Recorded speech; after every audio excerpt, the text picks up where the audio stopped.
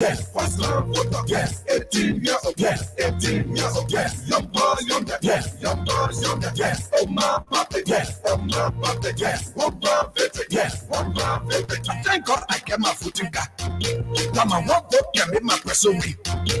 I thank God I get my footing back. Now my one vote can make your we are we. I thank God I get my footing back. Now my one vote can make the hook by we.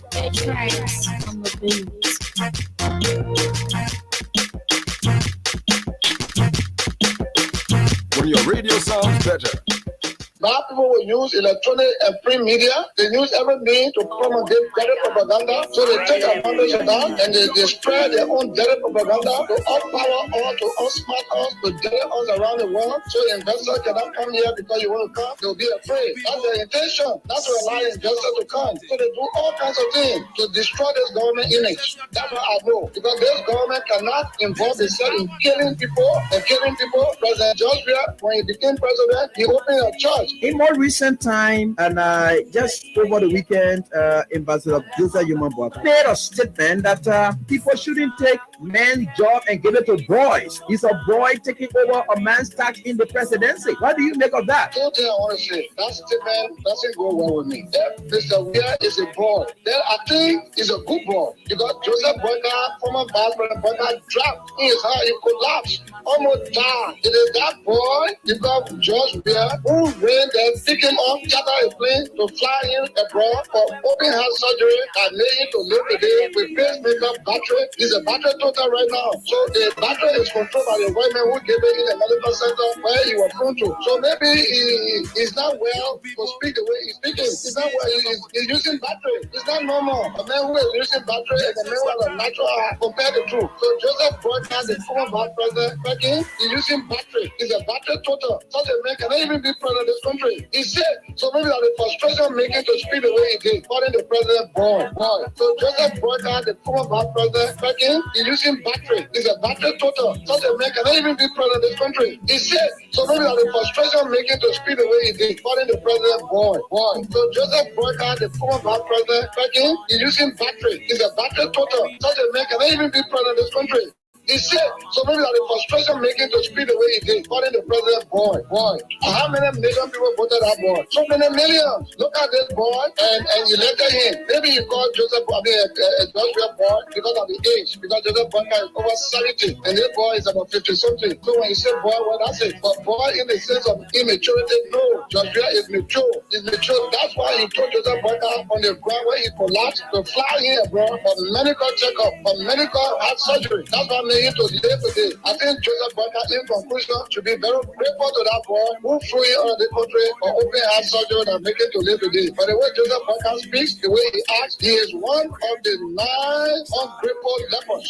The fact is, you could have emailed you, but he did not. He saved this old man. But what the old man is returning is ungratefulness. Call this president boy. You call the whole of president boy, then you old man, you told him battery around here. You're taking away. Look at a battery man and elect you because any minute you could collapse. But you already say you want to be president, and we know your record. You're on the time bomb, on the borderline. Just sitting and laughing and reading the comment section. John Baloo said, the reason why he's in this is to save the state. Save Liberia. But Senator Baloo was senator when in his county, 5 wonderful Liberians gruesomely murdered. Their bodies were mutilated. He didn't say anything. A colleague who was then a senator, whose name is enshrined in the TRC report, whose testimony you can find everywhere, that allegedly carried out a massacre on the Kavala River, became a senator from in jail. He came from jail. That case died in Maryland. Senator Baloo was senator.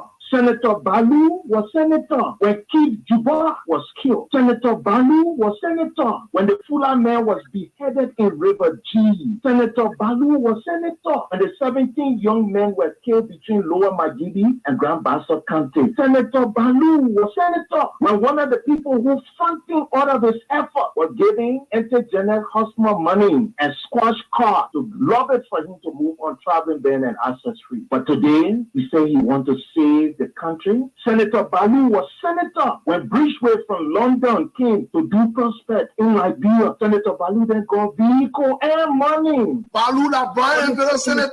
He thought of saving Liberia then. You know, sometimes some people sit on a particular platform, and this is the reason why the argument is going to get bleak this few times. It's a disservice to you, and you must hold their feet to the fire because some of you voted for these thieves. Okay? The House General is a thief. It's a thief. I'm telling you, it's a thief. Anybody who lie on what you talk, he had checked here. We published no checks before. He denied a signature on those checks before 2020 campaign. He's a common criminal. I'm saying that to you. He's a common criminal. There's the budget he voted for. He's a criminal because he lied at $3.6 million is not in the budget. He can't take me anywhere. I defy him. That's a criminal. No, I'm not angry. I'm being forceful. I'm being intellectual. I'm providing facts. No, I said something I didn't mention him, so they don't know I'm a medicine. He has no integrity in life or integrity. He's in the crisis of integrity. He's drowning in the crisis of integrity. He's not only fake. He's drowning in the crisis of integrity. I say he's a criminal. He's a thief. To take a $45,000 car in the budget to vote for it, not just to vote for it. And you didn't inform the people because you said everything you will inform the people on record for that. And he didn't say anything about it. Okay, the pastor he vote, but why he didn't say it? Why he didn't say he voted for it? The records are there, Lord. Gentlemen, Senator Delon should be treated as a common criminal for lying to the public that there's no $3.6 million in the budget. Okay, and they said they didn't want it. Why they place it? There's $3.6 million. There the money here. But there's in the budget. There's the final budget. So like they don't tell you when they took it all of a sudden when they put it. I beg you. One question is when they took it out, can you show us where you put your share? That's the question. If they answer that question, come back to me. We now go over to Robert Tier of the Unity Party.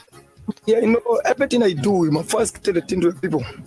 That's what I'm saying. We've been doing that with the people, cleaning the champagne in our various communities. So, in social science, we go to people and ask them what the name. And so you pointing them to say, I name this. But if you don't ask your people, then what do you carry to them? So before I ask them what the name, and what the name that we take them to them. Your three major priorities. Right now, if you look at I'm a teacher in profession. You teacher? Yeah, I'm a teacher. The second thing is that we want the borough's autonomous. The borough's what? It's autonomous. It's autonomous. When they took it out, can you show? First tell the thing to the people. That's what I'm saying. We've been doing that with the people, cleaning the champagne in our various communities. So, in social science, we go to people and ask them what the name. And so you pointing them to say, I name this. But if you don't ask your people, then what do you carry to them? So before I ask them what the name, and what the name that we take them to them. Your three major priorities. Right now, if you look at I'm a teacher in profession. You teacher? Yeah, I'm a teacher. The second thing is that we want the borough's autonomous. The borough's what? It's autonomous. It's autonomous. Yeah, it's autonomous. Go ahead. And we look at some of the things we have to consider because we talk about autonomous, that means you have a lot of facility. All of things that you should do in the borough. And if you are autonomous and you have other things to do, and if you look at Nukuta, many young people have graduated from college in the district. Right now, the first thing we embarked was to have a reconciliation regional meeting all of the communities.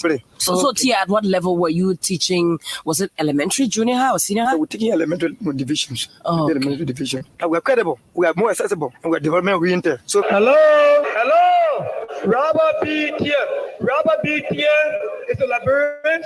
After operation for the elementary school, we keep the Maribro to attend the junior high school, the Pasadena Junior High School, and from there we went to Central High and we graduated 1998. I'm a teacher in professions. Robert Tier is one of his daughter's son. Robert Tier is one of his incredible sons. Robert Tier is deserved to be a servant in the district. Robert Tier is a public servant. I always work at the National Security Agency in Kemakan, in Kemakan.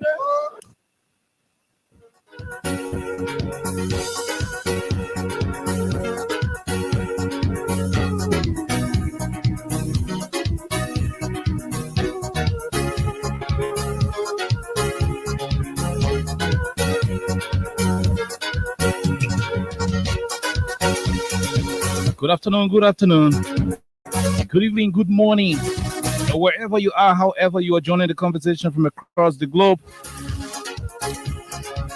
This is Freedom Hub on 87.9, the official voice of Freedom Communications Incorporated.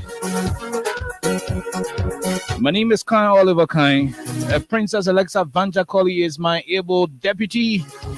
Jointly, we run up to 6 o'clock today, bringing you all of the information you need on this wonderful, wonderful Tuesday afternoon in Monrovia.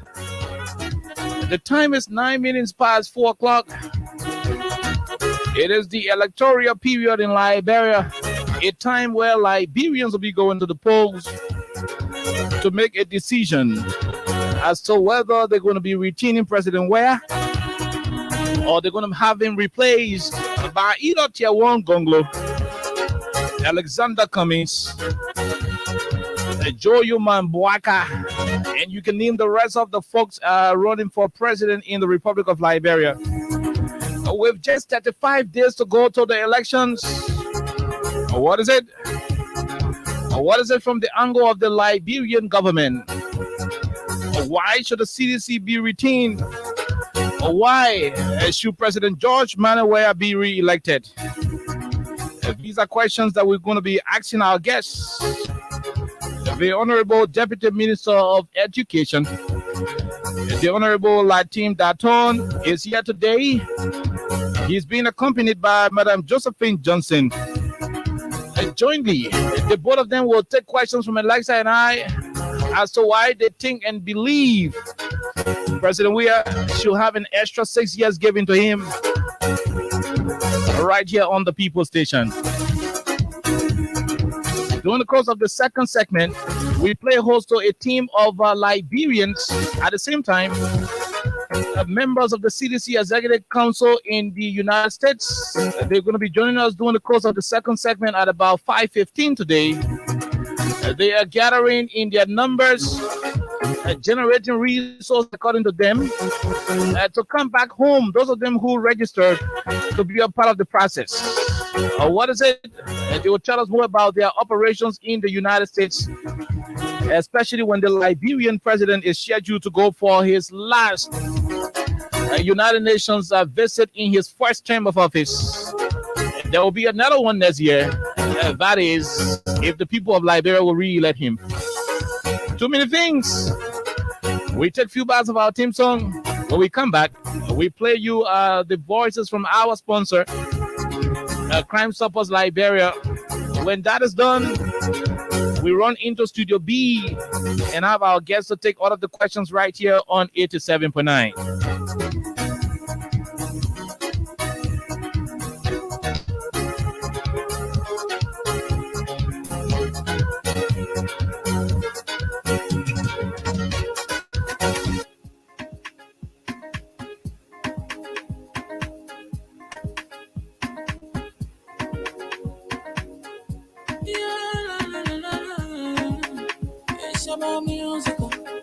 There are crimes in many places, in every community, you know, you can see.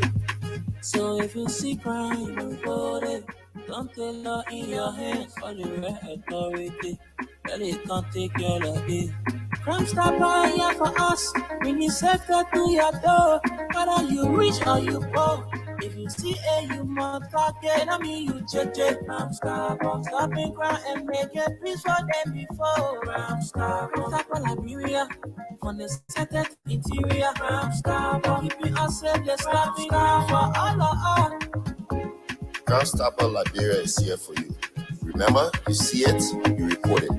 This is a message from your own self, Omen Sam-Sion.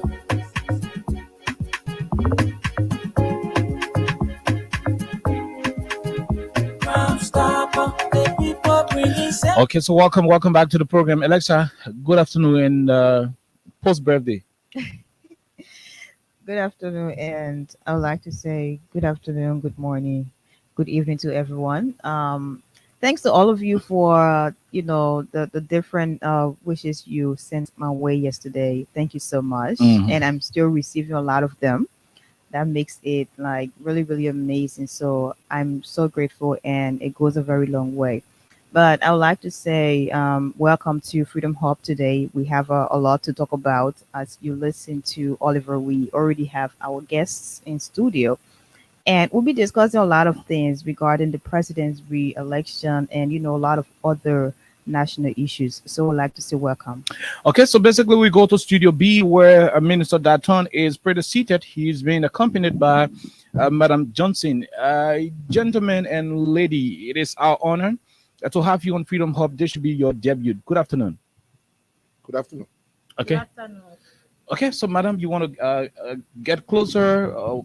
Kamara, you want to help her do the adjustment? Oh my God. So Kamara is going to do the adjustment. Yep, he's going to do the. Okay, so I just hope you manage it. Well. Yeah. Okay. Okay, so we're good. So we begin with Minister Daton. You are the minister of. You are a deputy minister at the level of the Liberian Ministry of Education. Let's begin with your office. What is happening there? Exciting times at the Ministry of Education. As you know, and I think it's no secret, Liberia. But first, let me say I'm happy to be here. Mm-hmm. I think I've visited every station in Liberia except Freedom. Okay. So it's my first time. Won't be my last time. Mm-hmm. I'll make sure I continue coming, doing President Weah's second term. Okay. Exciting times in Liberia. I think you already know. For the first time in a long time, performance at the national exams level is at an all-time high. Okay. We just proved that under the George Weah government, Liberia education will get better. It's getting better. Okay. We've had one of the best performances in the last 30 years. And that is because of the reforms, some of which we will talk about, that have taken place under this president. We believe that Liberia's best resource is our people. Okay. President Weah believes that nothing is more of a priority for him than the Liberian people and making sure that we build capacity. Liberia is only sustainable 10, 20, 30 years from now if we build the capacity of the Liberian people. So as we speak right now, there's so many things going on at the Ministry of Education, so many reforms, so many things coming up. Because again, it is one of the president's major agenda to ensure that quality education helps to transform Liberia. Okay, so to what extent have you impacted the Liberian society with reference to having real monitoring and evaluation, especially with the sector? Schools are still opening. You still have the situation of people requesting for toiletries on different campuses in the country. Schools are charging extra fees for graduation. In most instances, those fees are, unreasonable for poor parents, to afford. You guys are there. The president gave you the responsibility to look over the educational sector. What have you done in 6 years to remedy some of the situations that will warrant the Liberian people giving the president maybe a second term from the educational standpoint? From the educational standpoint, we can talk about the micro and the macro things. Okay. In general, let me first talk about what has been accomplished in the last 6 years. Education is there are three major divisions in education, which we will start and talk about them. But one of the major things as a country you should have is access and equity. Okay. Access means every Liberian having a chance to go to school. Equity is equal opportunity. I'm defining it for your public. So access and equity is something that is the responsibility of a government. Okay. Quality and relevance is very, very important. That's the second pillar under education. Then we have governance and management. What you just talked about falls under governance and management. When you talk about MAE, how you manage and govern the system. From the level of access and equity, President Weah has done unprecedented things that has not happened in a long time. Okay. So, access. I always explain the story where I believe you can determine the heart of a man by decisions they take. Okay. Liberians have come to a point where we should be judging people on deeds and not words, on work, and stop listening to promises. Okay. President Weah provided one of the best access to education in this country in his first term as president, first year. Okay. He made public universities free. And I tell people, if you want to understand the mindset behind that, you must first just think about it. President Weah could have decided to make public universities free this year or maybe last year. Okay. To score political points. He could have waited for year 5 or year 6 and say, okay, we'll make public universities free with the intent to score political points. But when a president in his very first year decides that no Liberian child should be deprived of the opportunity to go to university if they want to go to university, That's unprecedented. Okay. And this was during the time where, you remember, we had inflation the first year, many challenges, but President, we have demonstrated that education is a key pillar for what he wanted. But go beyond just the free public education. The president also said, look, there are many Liberians who don't want to go to public school. Choose any university that you want to go to, and this government will help make sure that you go. As I speak to you today, we have over 4,500 Liberians that are in universities paid for by this government, not in public universities. Stella Marie, AMEU, UMU, China, Australia, all these different places. This is one of the most unprecedented times in terms of a president providing access to education for our people. And then, so, man, as we go on, we will talk about just understanding the time we find ourselves in.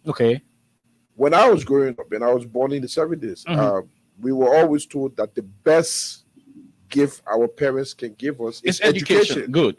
So, if the father of the country, the father of the nation, as we say it in Africa, has given his children the best gift any parent can give their children, and that's quality and free education. Now, I mean, we all understand what the president was able to do with reference to providing free education from the tertiary level. Now, for an individual to reach to the point of attending a university or any higher institution of learning, that person must have passed through the fundamental, pillars. You got to go through the elementary level.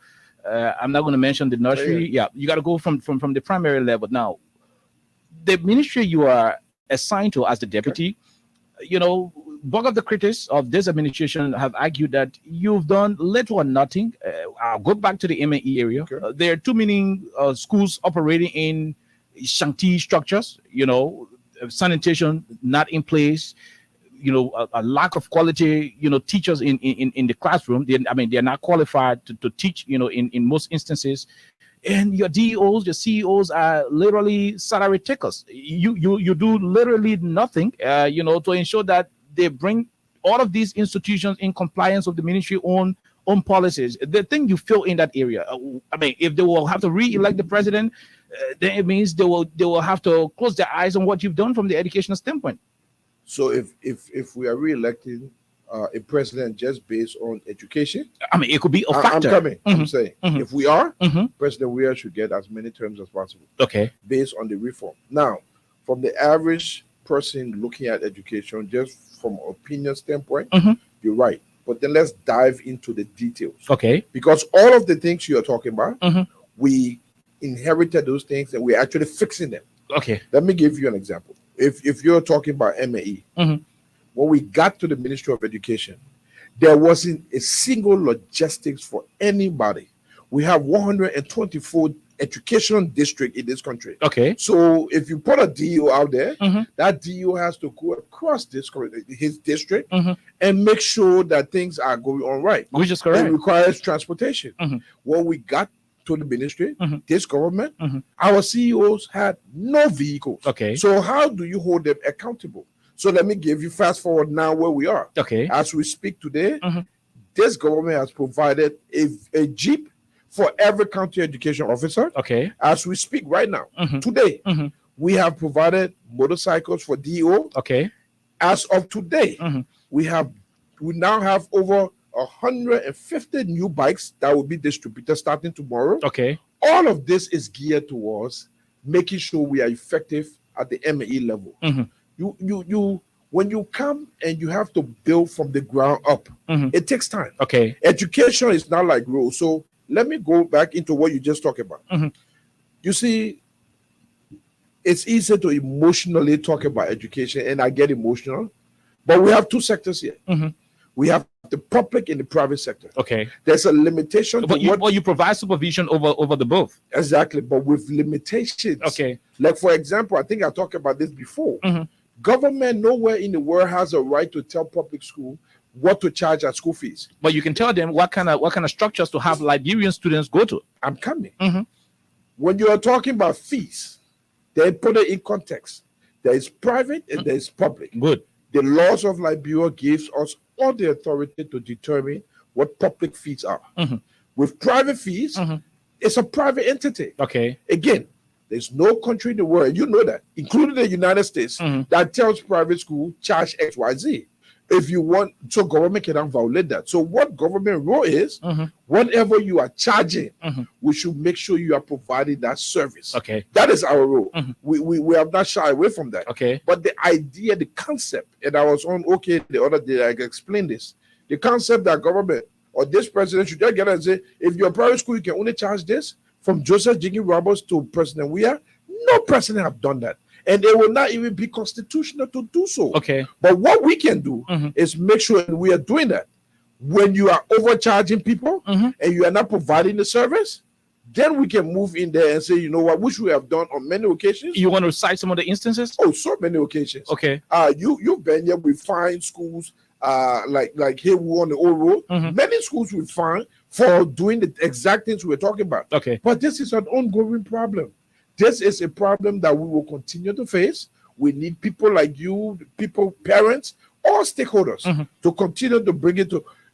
You see, 50 years from now, Liberia, like every other country, will have challenges, will have problems. Okay. What we need to do as leaders and what this president has done as a leader is confront those problems daily. Try to fix it. Problems will never finish.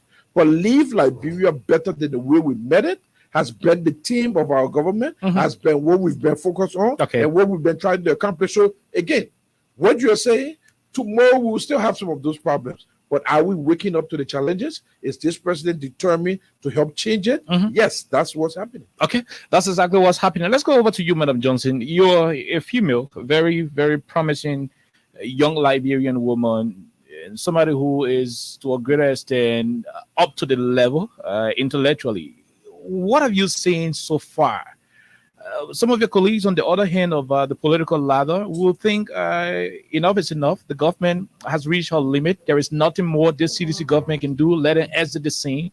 Why do you think the Liberian people should still give President Weah additional 6 years of their time? Thank you very much. Firstly, I'd like to say I bring you greetings from the Weah's intellectual movement. Okay. That we are here representing today. So, you know, there are so many things that we, the women of Liberia, have seen. And that is the reason why we want continuity. Because if you give President Weah 6 years, and in the 6 years, he was able to achieve so much, it means that if you give him additional 6 years, the country will stand to benefit. Okay. Let me take you to the Purple housing unit. Back in the days, past government used to build estates, and those estates were only occupied by people who got money. Okay.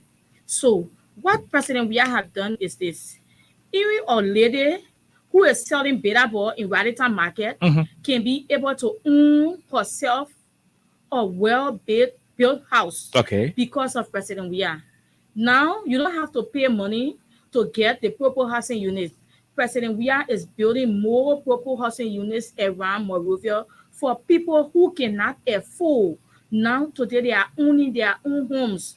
President Weah is working tirelessly in the health sector. Today, on the past the 5 years, because we have not yet completed our 6 years. So within this 5 years period, President Weah was able to construct, and some are still under construction, 5 different hospitals that we are proud of. We gave the past regime 12 good years. Okay. And what they did in the health sector, you cannot compare it to what President Weah has done in our health sector. You got the Bapolu hospital, which is the Embryo Hospital in Bapolu, first of its kind in the history of Liberia. You got the Riverside Health Center, first of its kind. And trust me, you got Purple housing units in Riverside. People who in Riverside who don't even able to afford cement bag money.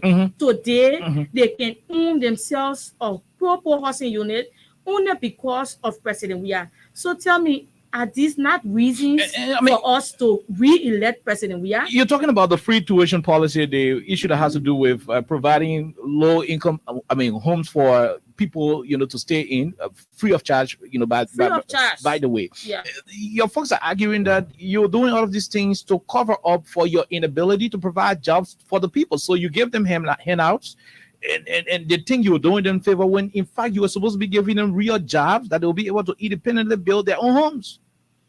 That's not the case. You see, the issue here with our people is that they have been, parading the corridor of our political landscape with so many lies. Okay. So the issue here is we are no longer silent.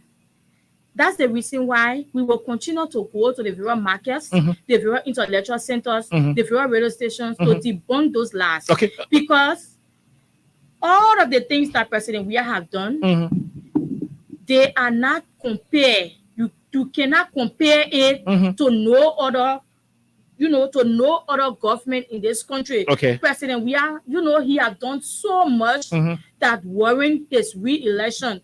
And we will say it. We will continue to say it because we need, like the minister said, we need our children. We need the children of Liberia to continue to go to school free of charge. We need their WAS fees to be paid. We need our children in the University of Liberia to continue to go to school free of charge. These are reasons why we will vote President Weah for his second term. Unless I got a question for you, but before that question is going to come up, Minister Galton, follow up on your previous question to that question. Okay, you keep naming all of the things the president doing. Okay, so the follow up to what you just said, I totally disagree when people say that handouts are not creating opportunities. President Weah came to power. As we speak, we have over 4,000 teachers that were voluntary that were transitioned to the payroll. Okay.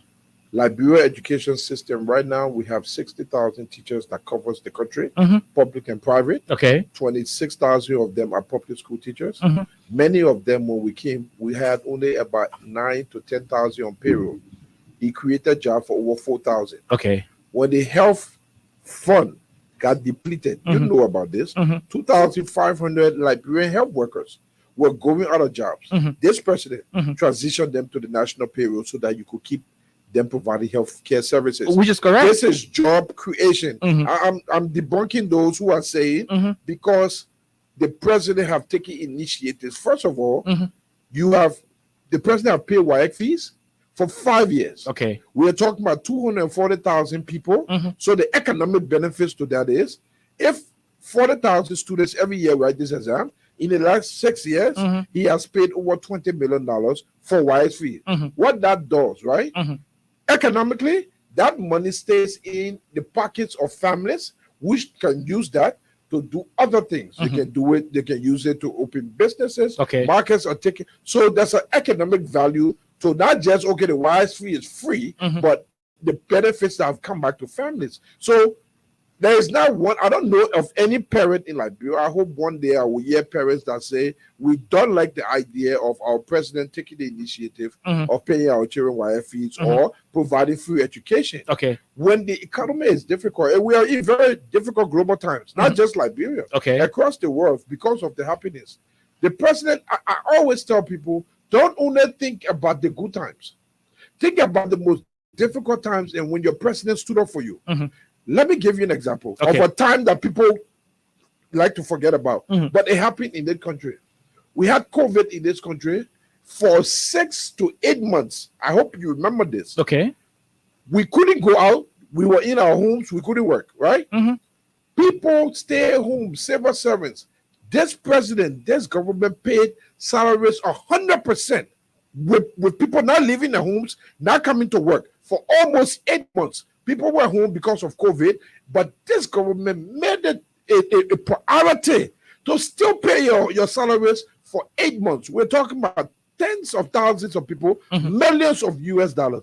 The commitment that this president has made to the Liberian people, we can take days to explain this, but the fact that he's helping to subsidize in some areas because he understands the economic challenges while creating opportunity. We're building roads. We are building more roads than ever in the history of this country. That's job creation. That people building those roads. So we can make that argument every day, but the fact is jobs are being created. There are still economic challenges. The government subsidizes some of these things. And at some point in time, when the country levels up, when the global crisis have come down, Liberia will be far ahead of some of our peers. And that is what we want in a president. I will close by saying, I know that there will always be problems. Okay. But I want a leader that gets up every day and look the problem face on and say, I will take it on. I will do the best I can for the Liberian people. I believe that's what President George Biden Weah does on a daily basis. He takes the problem on, heads on. He might not solve all of the problem. Okay. But history will be a judge when the time comes. We're sitting now. Please. I told somebody when I go on the radio, I will never talk personality. Okay. I won't insult nobody. But men lie, women lie, but facts don't. Okay. You want to argue with us? Come on the air and argue about what we've accomplished versus what was accomplished by the people who are still talking. You know who is the best judge of character? It's yourself. Can I ask a question, please? And who said that the education system was a mess? It was the same people. Nobody called the education system of the past government a mess. The past government themselves assessed and called their system a mess. It wasn't us. Okay. It was themselves. We are now turning mess to best and making it better. So the argument that people want to make, they can make the argument, but the facts will always wipe out any argument that this president has performed. In fact, he has surpassed expectation that was set for him for 6 years. The both of you are from the Weah's intellectual movement, and your job is to intellectually propagate issues relative to the president's re-election. Now, it has been argued that the president didn't do justice to his support base. When he became president, he was unable to do a lot for the people of the southeastern part of the country. They voted for him overwhelmingly, as opposed to any other region in this country. Unlike the Southeast, he's taking role to Lofa County, a county of his major opponent. He's doing a lot in Nimba. There's several other roads being built. There are projects ongoing in the Southeast, but they're kind of slow. And they think he has forgotten his original base. How do you people respond to it as individuals from the Weah intellectual movement? You want to begin, Madam Johnson? Yeah, thank you. So one thing I like to tell people is that President Weah will not develop Liberia through magic. Okay. So everything has time. But we should know that all of the 15 counties of Liberia, one way or the other, have benefited from this government. Okay. There is a hand mark of President Weah in all of the counties. There's no county that is left out. So there are works that have been done in the Southeast and they are still ongoing. Okay. That we are sure of it, and you can even do your research. So one way or the other, President Weah have been working in the Southeast and he's still working there. So whether the people of Southeast voted him overwhelmingly, everybody here, President Weah is a president for the Republic of Liberia. Okay. What we can say is President Weah is representing his people adequately, and he will make sure that all of the counties are totally covered by his development. Okay. That which is already going on. Okay. You want to add on to it? Yeah, look. Let's look at this in a broader context. Liberia is 176 years old. That's correct. Subtract the last 5.5 years, you have 170 years. What this president have done. Nations are not developed to where it needs to get to by governments. Governments provide the means, the necessary things so that people can thrive. What are some of those things that government needs to provide? This president is providing those things. So, of course, when President Weah decided to make public university free, there was no asterisk that said it was for only seditious. Okay. The thousands of people that are benefiting from free education are seditious, unity parties, you name whatever party. He made public education free for all Liberians. Okay. When President Weah decides to build road across this country, it is not for one set of people. It is to provide access to open commerce, to open new economic zones, to ensure that businesses can move back and forth. Prices will be controlled because now people can move up and down. When President Weah decides to promote agriculture, there is no selection of which county gets Every county benefits. Okay. When you look at social development of our country, this president is hitting major areas where the private sector can now start growing. When the private sector begins to grow, all Liberians benefit. Road creativity, healthcare. Let me tell you one of the major areas that this president have hit a home run. When President Weah took over this country from then till now, right? I'm a businessman myself. I own a university. Okay. One of the most major things that we business people were suffering from was power. Okay. Since this president took over 800,000 Liberians are now benefiting, getting electricity. Over 130,000 homes have now been added to the electrical grid. Many of the businesses now are now benefiting from power. Look, I run a university. It used to cost me $500 a day to run classes from 8 in the morning to 9 in the night for all 3 of my campuses. I have 3 campuses. Wow. Right. Starts with the university, right? So I'm just giving you a context. It costs me right now about $150 a day. $50 each when I use electricity. Okay. That has saved me over $350. If you start looking at just the savings that businesses and families are benefiting just because now you have reliable power, correct?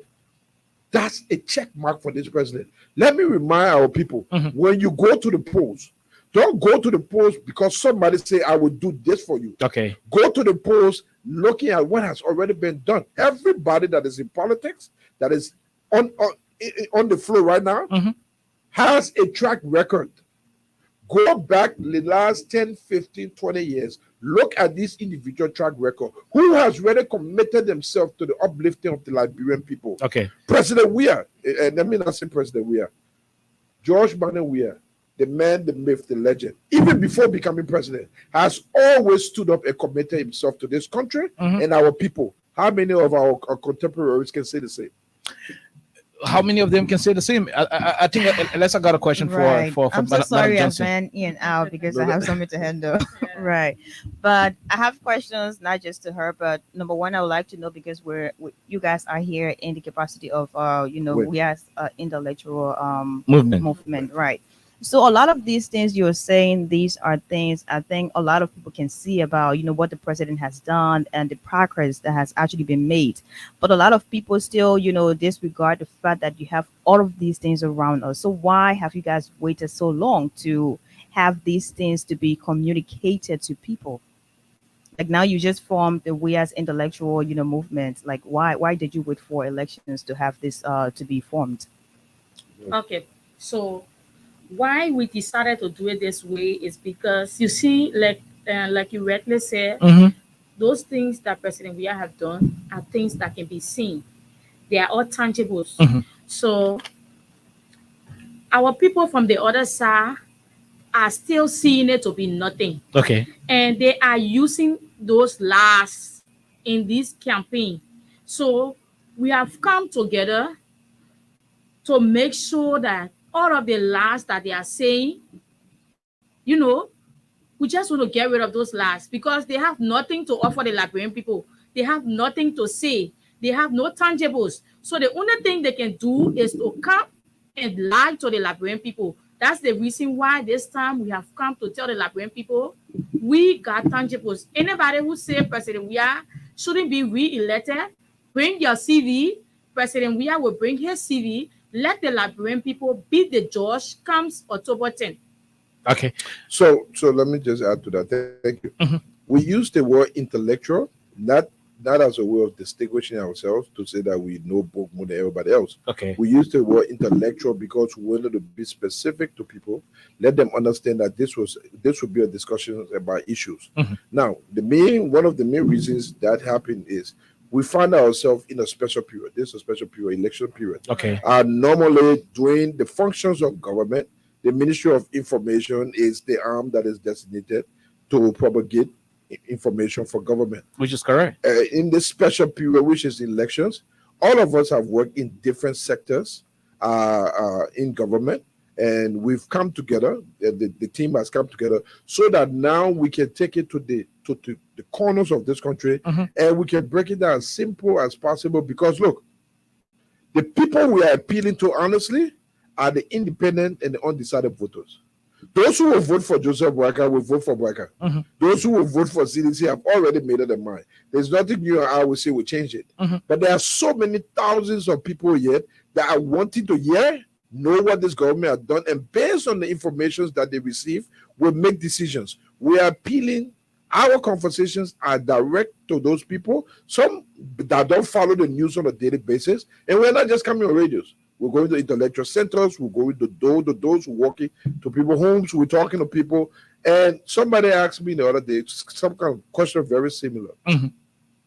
Said, we happy the wire result was good. And then what I said to the person was, if you just knew how much tangibles and intangibles that went into making sure that this result is good, it is years of work, years of dedication, years of commitment from a government that have limited resources. Our national budget is not more than $700 million. Okay. Right? But a government that have been very, very, very, very diligent, that have gone outside, that have looked for resources beyond the confines of our country. The president putting the right teams in many places to ensure that the work gets done.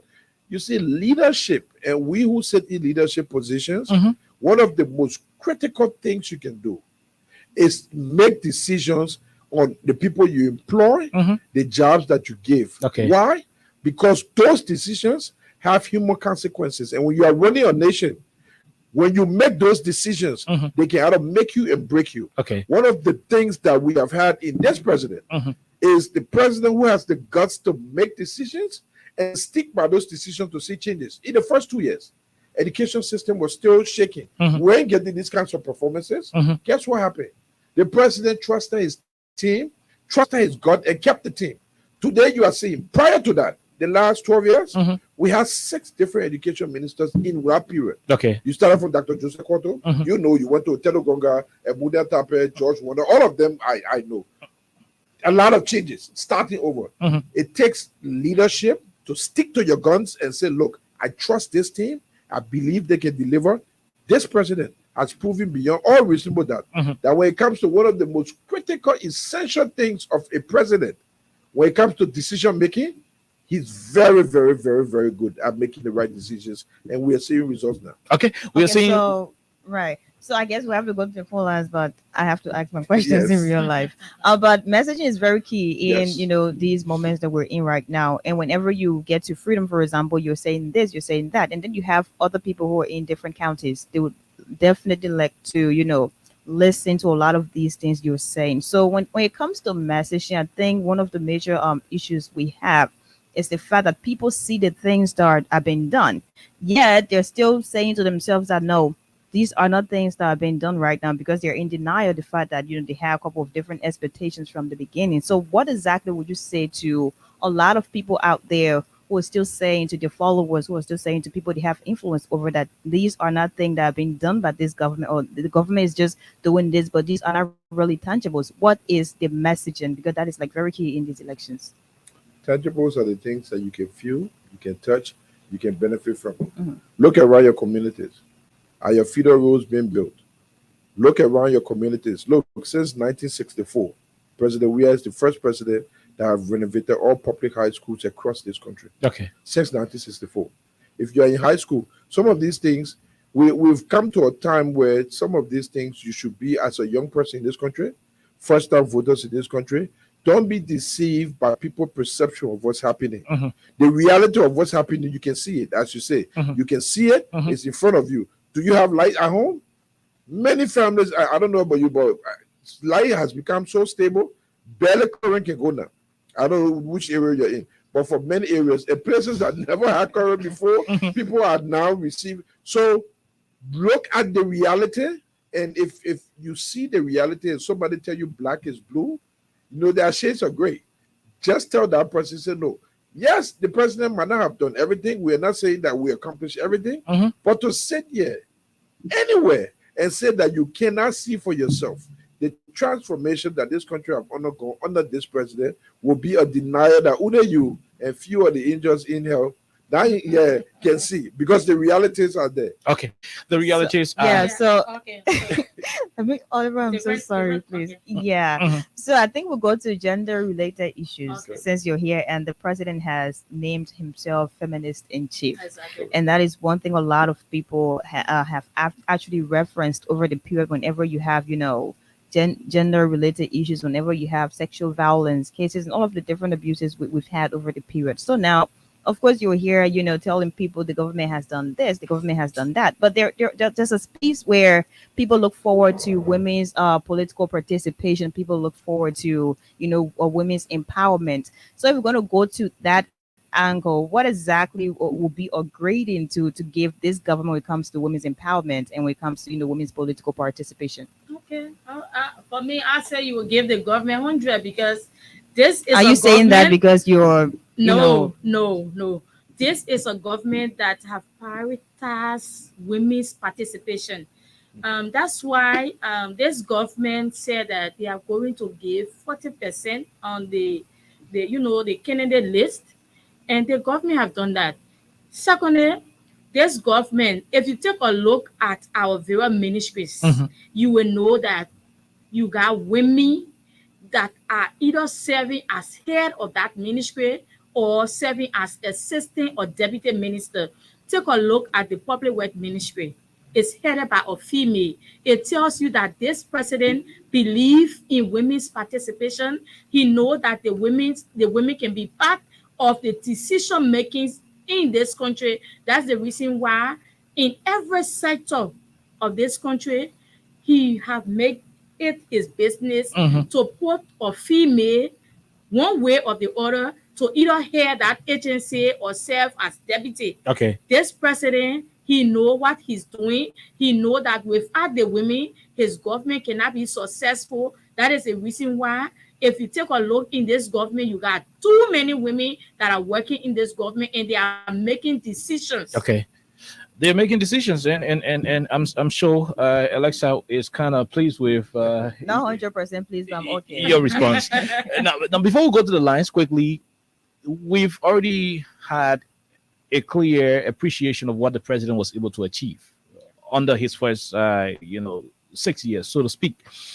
What else should Liberians expect when they go to the polls and re-elect the president? What's new? Maybe in the waterside English, what in different y'all would do if y'all come back? Most of the work that has started, right? President Weah deserves a second chance because if many of the things that have been done now are completed, you will have a very vibrant country. And I think as Liberians, that is what you want. There will be connectivity of roads throughout this country. Our healthcare system will be far, far better than it is. Our education system, the transformation is going to be through the roof. Liberians will be empowered. Commerce will change. Businesses will grow. We want a vibrant country. Okay. To get that level of vibrancy, we believe this president, in his capacity and the work he's already begun, should be allowed to finish it, because what's going to happen, and we don't believe so. I believe come October 10, Liberians will overwhelmingly re-elect this president. We want a president that thinks, eats, wake up Liberia every day. And just to pick it back before my colleague come in, there are many people who call themselves feminists, and they are not. Okay. I think President we have demonstrated beyond all reasonable doubt that if you say you are a feminist in chief, that means women or the issues of gender should be a priority. For the first time in this country, under this president, go to all public high schools in this country, we have female guidance counselors now in every public high school. Okay. So that girls cannot get abused. Girls cannot, there's no sex for grades. All public high schools. I'm not saying some. There are female guidance counselors for the first time in this country, and we are going to make it a policy. Is it this government that initiated it? Yes. Okay. This government. Okay. No, this government initiated that. Okay. And we are going to make sure that all private schools will have female guidance counselor to make sure our girls are not abused when they go to school. The chief of staff of the army for this country, I think the deputy chief of staff, is a female.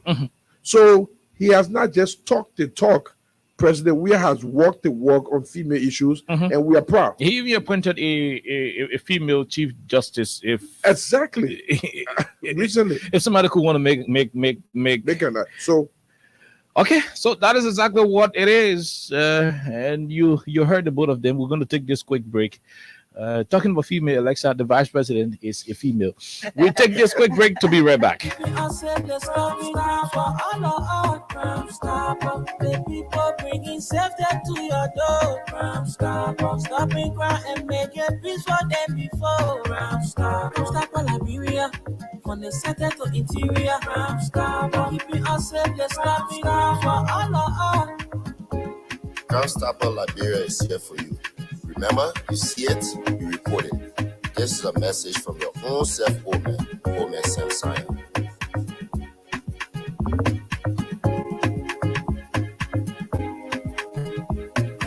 Okay, so welcome back to the program Freedom Hub on 87.9. My name is Khan Oliver Khan. Princess Alexa Vanja Colley is my able deputy.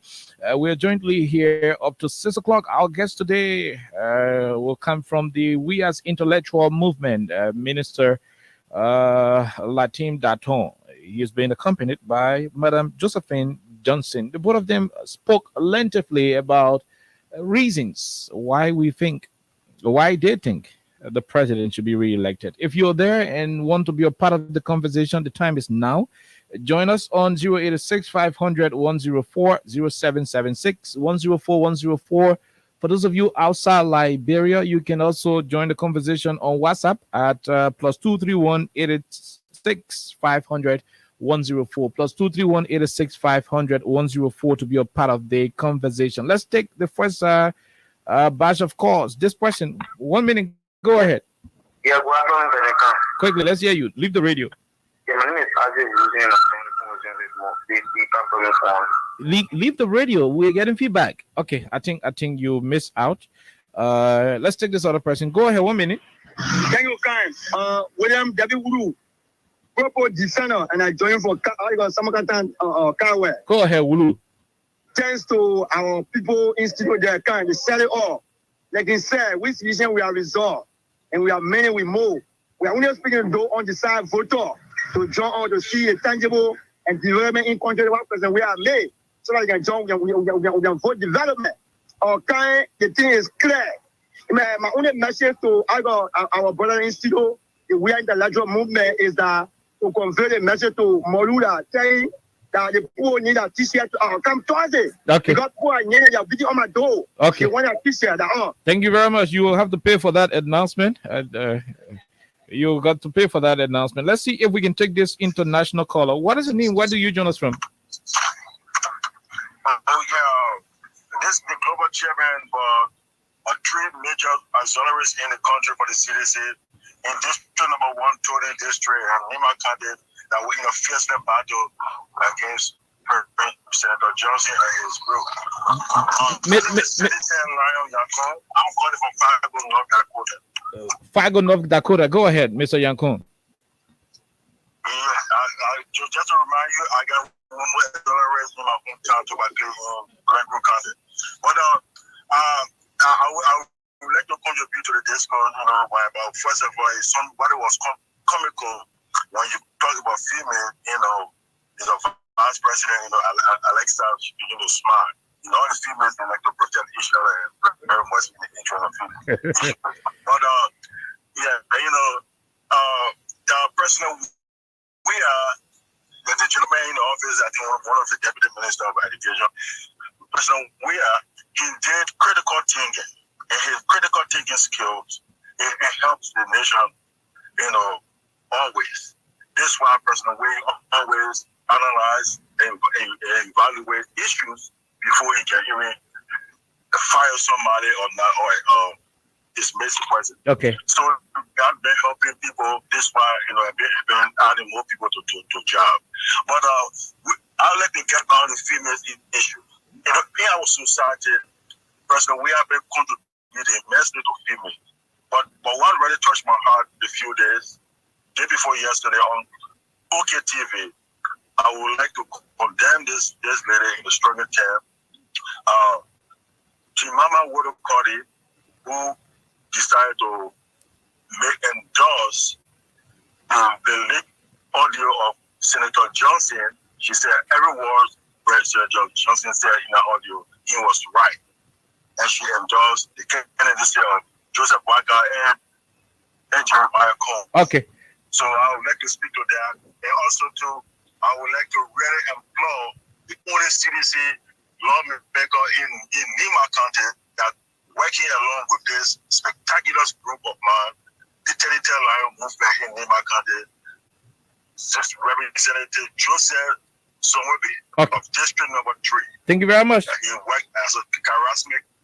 Yeah, thank you. Thank you very much. Thank you, Mr. Global Chairman. Okay. Hope you're good with Chairman Malu.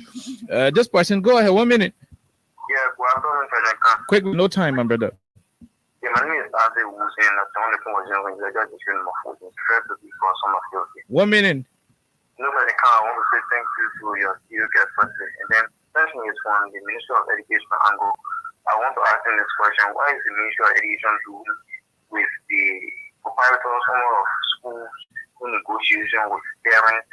Because none of these days we witness that some of the parents are struggle to have the children back to school. So why is the Ministry of Education doing that angle to have negotiation with parents and the school owners to have students back in school and also have better institutions and some of us? So if I'm getting you're trying to ask as to whether the Ministry of Education is trying to talk to school owners to do SEPE with school fee business. Not SEPE, but let the student be in school, then be in negotiation. But how we can do that? How we can do the chicken, the SEPE chicken? You eat it first, then you find the money. Anyway, thank you very much. We leave you right there. Let's take. Okay, the group will say, hey, yes, let's take this other caller quickly on the other line. I think these lines are off, but let's see if we can have 3 more, then we can call it a day here on 87.9. Unfortunately, I am not. Okay, I think they're kind of off. This is unusual. This one, okay. This is, oh my God. Okay, so folks, just hold on. This went off totally. 86500104776 104 are the numbers to join the conversation. Wow. Okay, so we have a technical issue. He's going to resolve it. Join us on 865001004. Line 1 is dead. A producer error. Yeah, it's a terrible producer error. But why we hoping to conclude? You listen to. You want to respond to Isaac Wilson, Mr. Minister? Is it within the ministry's statutory responsibility to negotiate with proprietors? Yeah, we do a lot of backdoor negotiations. Some of, again, good faith negotiations. One of the things we've been doing. One of the things we do a lot. Yeah, and people talk about increment in school fees with private schools. So let me just give you an example. Some of what we do behind the scenes. Mm-hmm. So many schools, we sit down with big school systems. We talk to them behind the scenes and tell them to not increase school fees. And in exchange, we give them benefits. Okay. For example, we give institutions duty-free when they bring things into the country. In exchange, they don't increase their fees. Others, we are encouraging to break the fees down in installments. Mm-hmm. So that parents can have the opportunity to pay later while the children are going to school. We do not want any Liberian child out of school. It is a critical time. Mm-hmm. Young people development is very cardinal to us. So we have talked to schools and said, look, just space your payment out, make it installments. We do a lot of things behind the scene with the private school system. It is a back and forth relationship that just makes sure that we provide some benefits for people, and it's been working. We work with the Catholic school systems, the Methodist school systems, all the different school systems to help ease some of these burdens on our families. Okay, some of the burdens on our family. Let's go over to you, madam. You're going to wrap up. Then the minister will do the summary. Then we call it a day. So you've had the callers make their input. We apologize that our main line went off. Why we didn't take note? It is a producer's own error. Okay. Your parting comments. So I'd like to say thank you to all of the callers, Mhm. and particularly to the guy who spoke about the teachers. We also like to have them informed that the teachers, caps, lappers, everything, we have them in surplus. So they are. You got going it to in be- surplus. You mean Yes, a plenty? Oh? very plenty, very, Okay. very plenty. Okay. So you can just go to your district office or the coordinator of your district and collect your item. There's no need to panic because we have so many of our things here for our Thursday program. Okay. So October 10 Mhm. is coming. In fact, we in the CDC, we hope that tomorrow will be October 10 because we are more than ready to re-elect President Weah. Not like the other folks who are passing around and saying we agree to this fake, to this leaked audio, because the only thing they have to do is they have to agree. So we are telling them that you are agreeing to it. We don't have any problem. Comes October 10, please do make sure to agree on President Weah one round victory. Thank you very much, and thanks for having me. Okay. Thank you, Mr. Minister. We go over to you. Liberia is a small country that is no different from many countries in Africa. I will say this. President Weah serves as an inspiration for all Liberians, but most especially for the young people coming up. The president made a very powerful statement 2 days ago Mhm. when he said, if I can be president, any young person can be president. Okay. A man from a humble background that have risen to the highest office in our land has proven beyond all reasonable doubt that if you apply yourself, it is possible that you can be anything that you want to be. Mhm. To our young people, many of the people that are coming to you today to ask you for your votes, it is your first time seeing them. It is your first time hearing them. It's the first time they've promised you anything. President Weah, George Manneh Weah, even before becoming president, Okay. has been in the vanguard. He has been on the front lines for the last 20, 30 years. He has lifted this country in the moments where Liberia was down. He has carried our country. He has been an ambassador for Liberia. He has shown light on this country in so many ways. If you are out there and if your values dictate that you want a leader that will make sacrifices for you, I have known this president for more than 20 years. Okay. This man loves even the stones that are in this country, beyond even the people. Okay. If you are a young person and you are not sure, I can give you a guarantee. You have a president who will fight for you on every single day, every single moment, to ensure that Liberia changes for the better. He's lived in the worst of places in this country, but he understands that what he experienced as a young person growing up, no Liberian child deserves to experience that. Okay. And he's fighting on a daily basis to transcend this country and make it better. That is why all of us, working with him, respect the man, admire the man, believe in him, because we believe. When you care about people, it shows in your action and not just what you say. And President Weah has proven beyond doubt for the last 3 decades that Liberia comes first and foremost. After his family and his God, Liberia is one of his priorities, and he will continue to do the things that will change this country, and nothing will stop that. Okay, he will continue to do the things that will change the country, and nothing going to stop that. His parting comments right there in summary. He's Minister, let me say, Deputy Minister Lateem Daton from the Ministry of Education. Earlier on, you had Madam Josephine Johnson. We take a break. When we come back, we join our guests from the United States of America. Let's do this. We are favorite MC. LT City's fine. Not no me not problem. Say me a lady. You are dead. I say Harry.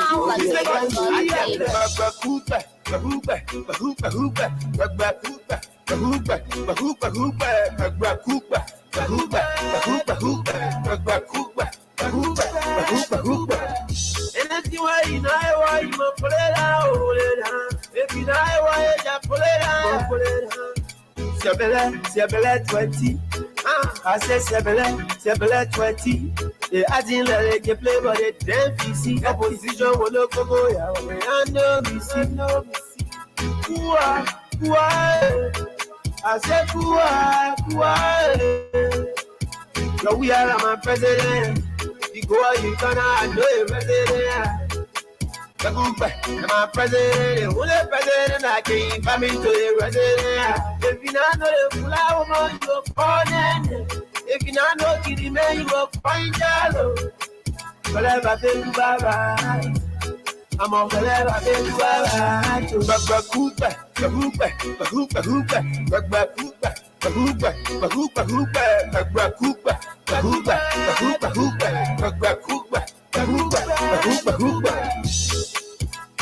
Come in the people draw. Come in the pulling draw. King Chris, the hard to get call me. I got it, hope just said you ready, side. We call me, I beg my son, please we call me. Okay, so that's the man Christophe the Change. And this song is called Bakube. It was done by Christophe the Change. They get him burning dust. We're gonna go over to Studio B and have our man Aaron Gadd. Aaron Gadd is from CDC USA. They've been having a lot of issues in the United States. Members of the USA chapter of the CDC have been into too many mobilization issues. They have some plans. There are things they want to do for the election. He's going to tell us more about what they're into. How far are they willing to go with the elections? What is he going to do personally from his end with other members of their chapter in an effort to have the president re-elected according to them? We take this song to the end. When we come back, we join our man Aaron Gadd, a vet from the USA. That people, I say people, you go speak opposition, you go put it. Number 10, but we are need. Yeah, I swear to God, they all want to young fight again. From Bakuba, what is Harris fight again? Finish beating your entire young, I see why again. To lose the battle, so I think you're Prada, DJ Wada, opposition to West. Sound like the return to I say, like, get you there. They already there, we calling, no say we already there. 6 plus at 12, they know we coming back for 6 more years.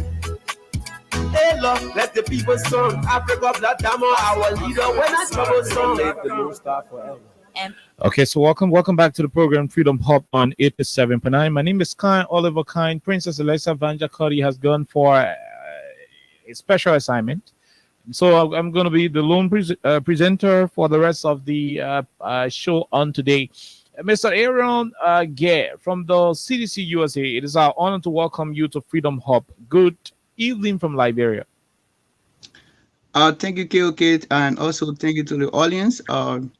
Like KOK regularly say, pronounce my name right. My name is Aaron S. Gadd. I'm a member from CDC USA and also a member of Pennsylvania chapter. Okay, member of CDC USA, member of Pennsylvania chapter. So you want to tell us more about what you guys do from the Pennsylvania chapter of the CDC. By the way, you are in America. What fish do you have to fry in Liberia? How involved are you? Do you have voter registration card? Are you an eligible voter? Are your members in the Philadelphia chapter eligible voters in the process? Let's begin with that. Okay, let me correct you. The chapter here is not Philadelphia, it's Pennsylvania because Philadelphia is just a area farm within Pennsylvania, like what we have more further. We have Painesville side. So I agree. I agree. Philadelphia is the city, Pennsylvania is the state. Yeah, the entire Pennsylvania got member everywhere. Now the strategy went to Philadelphia. Okay. Also, thank you very much. KOK, during the voter registration process, we had a team. From here, we sent it down and they got a voting card and they came back. So we went on the round table, we strategized, said, what can we do? The guys that are going to go on ground, we can depend on national, and also we can depend on the guys that in Liberia. Aaron, let's take our time. You said during the voter registration period, the guys from the Pennsylvania chapter and other chapters in the United States came to Liberia for voter registration. Do we have a number to put to that? Approximately, how many of the people you think came to the country to register? Each chapter has their own membership. So like the PA, we talk about 20 persons from here, about 20 individuals like from here. So we have Mr. Gamer and a team. I think you saw Mr. Gamer and a team in Liberia. We have other different chapter leaders and a member that also went in Liberia, including Minnesota, were held by Mr. Sarah Momodu Samlo. He's the National Secretary General CDC USA as well. Okay. So they came to the country during the voter registration period. Election is this year. Next month is election. Are they going to be back for elections? Most definitely. Okay. You see, we've been having some issue behind closed door. Other people were complaining the transportation fare from here to Liberia a little bit expensive. So what we did as a chapter 2 Saturday ago, we had a fundraising program here within Pennsylvania. We tried to raise some funds because our guys will go on ground and they will also be campaigning in the process. So what we did, we raised funds in order when they be on ground to buttress them, where they will be there because they cannot just move on. They just go in Liberia, they'll be taking telephone to be calling. So as a chapter, what we did, we raised fund and the fund is available. So the fund will be there the moment they're about to leave. So the fund will be there in order to carry them while they'll be on ground campaigning too as well. When people leave from Liberia and they go to America, sometimes bulk of our people will choose to stay off the political, stuff in Liberia. They will just choose to do their little job, push their hours, run after their paycheck. They don't care to know who's president of Liberia. All they care about is call their family members back home, send the Western Union, the MoneyGram. At this time, we have SendWave now and the rest of it. That's what they will be concerned about. Why are you guys concerned about who becomes president of Liberia? Okay, thank you so much.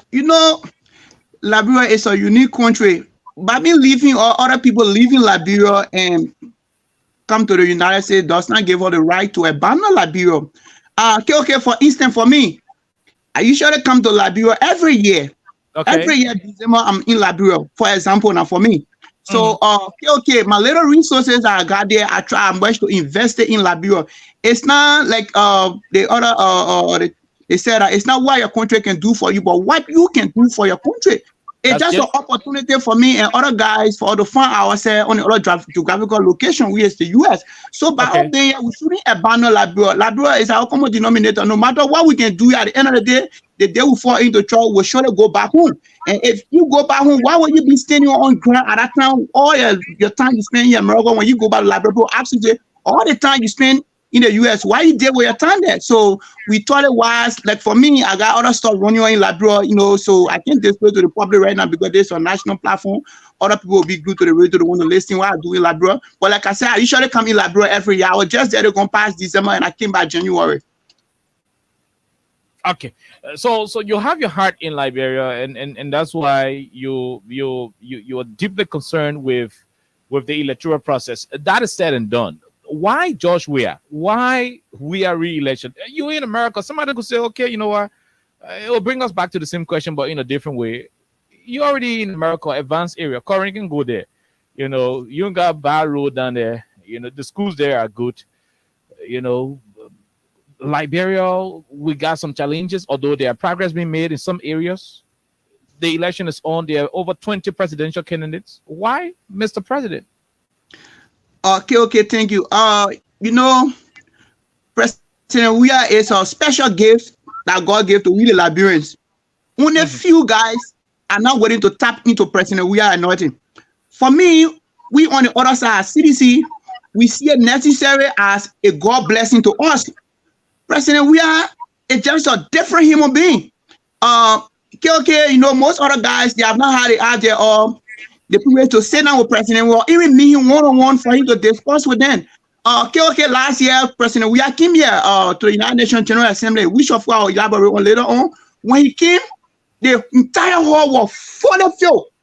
So there's a famous saying Liberia, President Weah said have transformed Liberia to Miami, and people take that statement to run with it in Liberia. It was in New York last year that he made that statement.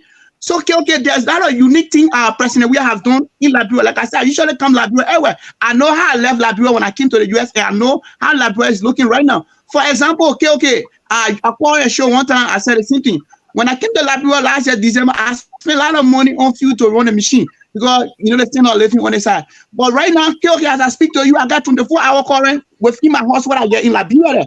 So, President, we have done enough, and he continued to do. So, by me sitting here in America, to just put my head between my legs and just let other guys run the show, I think it'll be disservice to the few Liberians that mean well for Liberia. So, I have to participate. So, that's why you see, I bring everything possible for the put our boost on our phone will go from trinket to trinket to campaign for President Weah. And also, we got a lot of exonerate group within Liberia. Most people may say, why you guys in the US, what you guys want to do here? We have control over a lot of people there, influence over a lot of people in Liberia. They campaign immensely for President Weah. For example, CDC USA was given Nima County. Yeah, Nima County, CDC USA. So that is a key campaign strategy area. So Terry Nyangu just spoke about Nima County too. So we got a lot of exonerate group in Nima. A lot of exonerate group in Nima that is working immensely from going from butchers to butchers talking. We have in America, almost often we have a lot of conference call. A lot of conference call, people keep getting up there. What actually happening in Liberia? We may be away, but we got a lot of connection back home. You got a lot of connection back home. You may be away. Now, the next one has to do with you guys in America, CDC USA. Bulk of the international,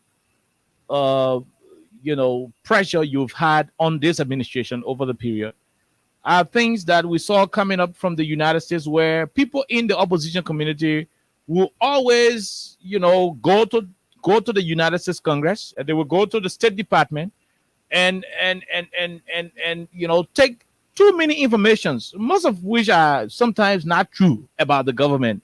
But you're there, you say you're CDC USA. What do you guys do? You sit in America, and your colleagues who are not from the CDC in America will always go to the State Department, they go to the Treasury Department, they go to US Congress and say bad things about the president. What have you been doing? What is the Pennsylvania chapter doing? What are the other chapters in the different states doing to ensure that as the guys are preaching bad news about the president, you two will be projecting a positive image of the country? Thank you so much, KOK. You see, because of this question, like what you see for me, you see me today, people, I'm on Facebook. When President Weah took over, KOK, it's not because of some intervention here and other colleagues, President Weah, who have gone a long time. For example, there were a lot of rallies here in America against the president, and we stood our ground. Each time they try to carry the rally, we always counter-react the rally. Because why? Everybody in America is a due taxpayer. So if you try to carry your own company, me too will take my own company and carry to my own lawmaker here too. So okay, that's why you see we've been going back and forth. What is it? For example, Mr. Gilman has here, concern Liberia Network. It's one of the first beyond when Costa come out like Jerusalem protests. We were behind the budget. We didn't just sit down, put our hand between our legs and let the other guy just run the show in the US. No, we were behind the back foot. So for each moment and each step they take, we take along with them too as well. So we don't just sit down and just let the guy to just run the show in America. We were behind it. I was showing one of the critical example. The mayor had one. He came here along with somebody colleague. He was invited by Representative Nathaniel Black from Royal Island, District number 3. So when the mayor came here, some group of opposition guys, they put rally together. According to them, the mayor is a killer. When he comes, he's studying Royal Island, how they're going to eliminate him. So there was a lot of publicity done. The outcry was so huge that fear in Liberia. So the mayor called us. We drove from here almost 7 hours, 30 minutes from here, Royal Island. So when we went there, we said, but what's actually happening? So unfortunately for them, when they saw us, they fled the scene and they went away. You see, so the opposition guy, what they usually do, they try to create a panic that something is really, really happening, like they're in total control of social media, which of course is not. So they campaign on negative stuff.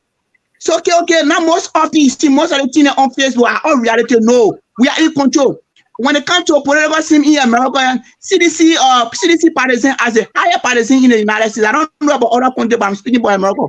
We the higher partisan here. Next to them, they get trust more. Maybe the party followed by ANC. But when it comes to political party or political rally in America, CDC come number one. There's no political institution in America that can make it with CDC. And we got a number, okay.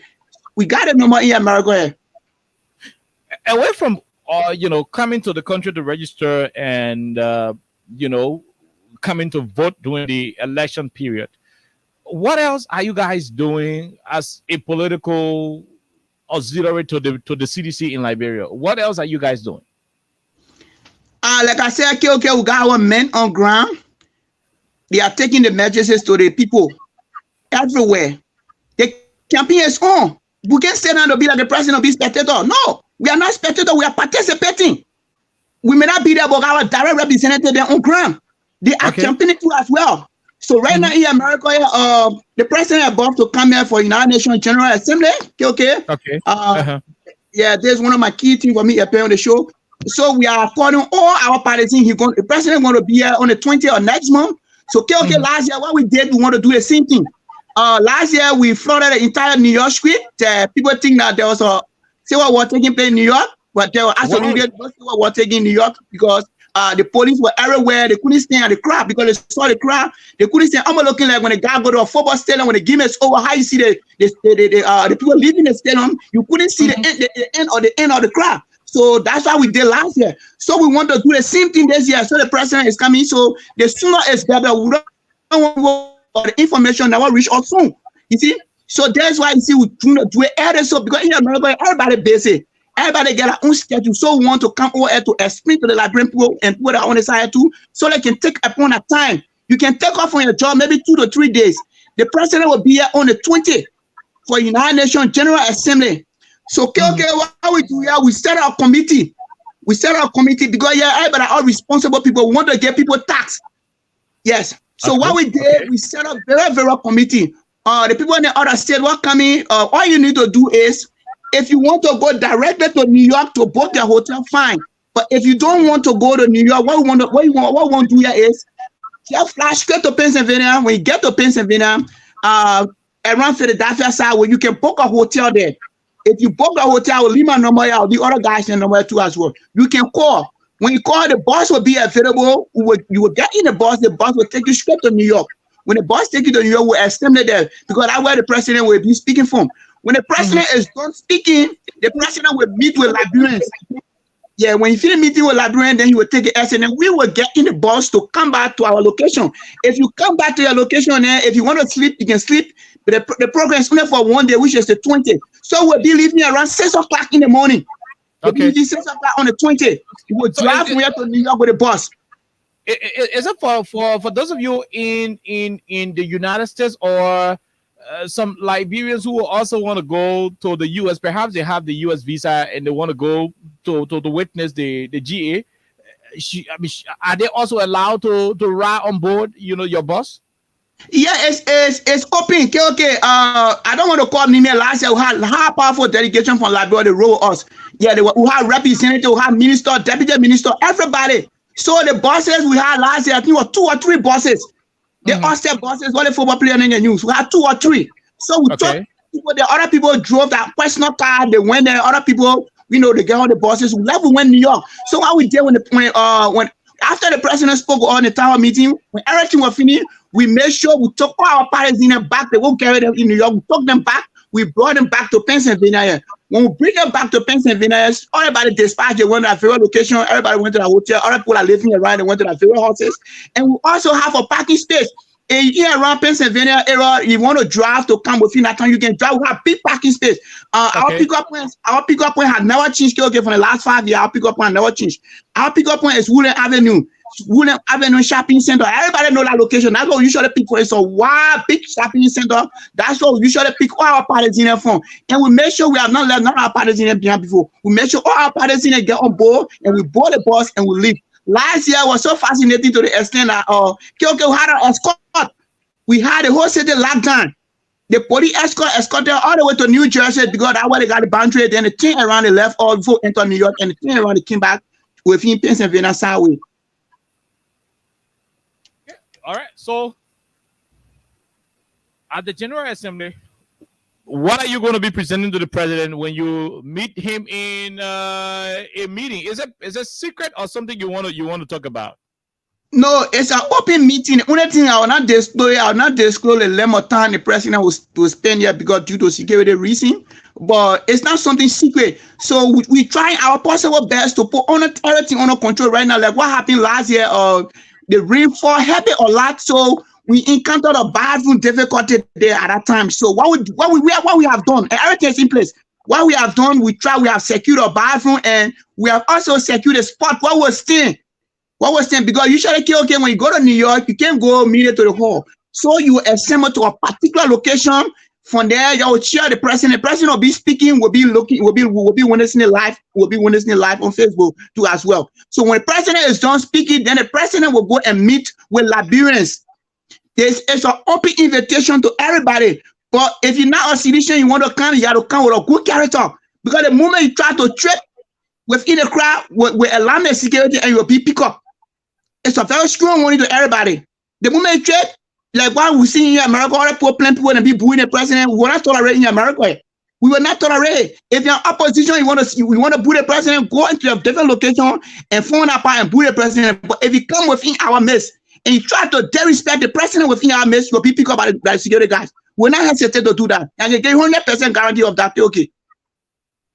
Okay, Aaron Gare from the United States. He's from the Pennsylvania chapter of the CDC. In his opinion, according to him, they're doing everything possible to ensure that the president's visit to the UN General Assembly will be successful, that he will meet with Liberians and his partisans in the United States while in New York to discuss issues relative to the progress of the country.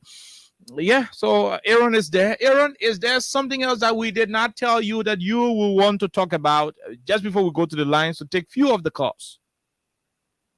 Okay, we are encouraging every Liberian. We want to get a personal or welcome that you will never forget your entire life. Because the president have done so many good things. Okay, like regularly say, I can say, but I'm not coming to Liberia, I'll leave the West anywhere, mortgage that like, But no, okay. I have come to Liberia, like I said, I come to Liberia every year. I've seen a lot of transformation taking place in Liberia. So we don't want to sit on the fence and be looking at other people running the show. No, we have to participate. So I'm encouraging other Liberians, if you're from Canada, Australia, if you want to make your way here, make your way here. Or any part of the world. If you want to make your way here, make your way. There's a president large United Nations General Assembly for a first term. So we want to welcome him. You guys are welcome. It's an open invitation. It's an open invitation. Like I said, if you're not citizen, you love the president, you just want to come and see the president, come. You are welcome, but you got to exhibit good attitude. Because if you're not exhibit good attitude, you're gonna be ruled off on the ground. I don't want to lie to you. You will definitely be ruled off on the ground. We handle it with the state security. So it's an open invitation, and not only perceive to citizen. No, we are all Liberians, and the president is for everybody. It's the president. All we're talking, we are all Liberians. So you can come and see the president. Some people have been talking for the president for a hell of a long time. They have not seen him. So you can come. The president will be available. He will speak to us. Okay. Thank you very much, Aaron. We're going to take this quick break. When we come back, we will engage the callers and know exactly what to make of your contribution towards your political party from the United States. Let's take this quick break. We're going to be right back. Stopping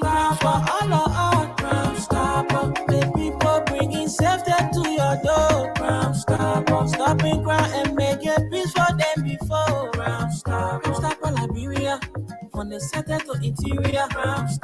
Keeping us safe, let's stop it for all. Crime Stopper Liberia is here for you. Remember, you see it, you report it. This is a message from your own Omen Sam Sion.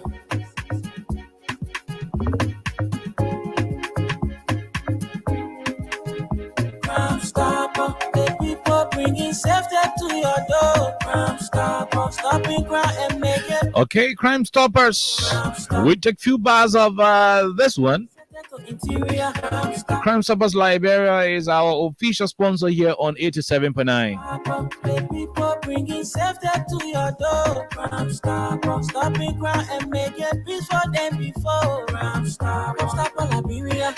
Okay, so we will go and take this one down. We're going to go over to the lines right now. Those of you listening, his name is Aaron S. Gare. Aaron is a member of the CDC USA Pennsylvania chapter. According to him, over 20 of their colleagues just from the state of Pennsylvania alone registered to vote in Liberia.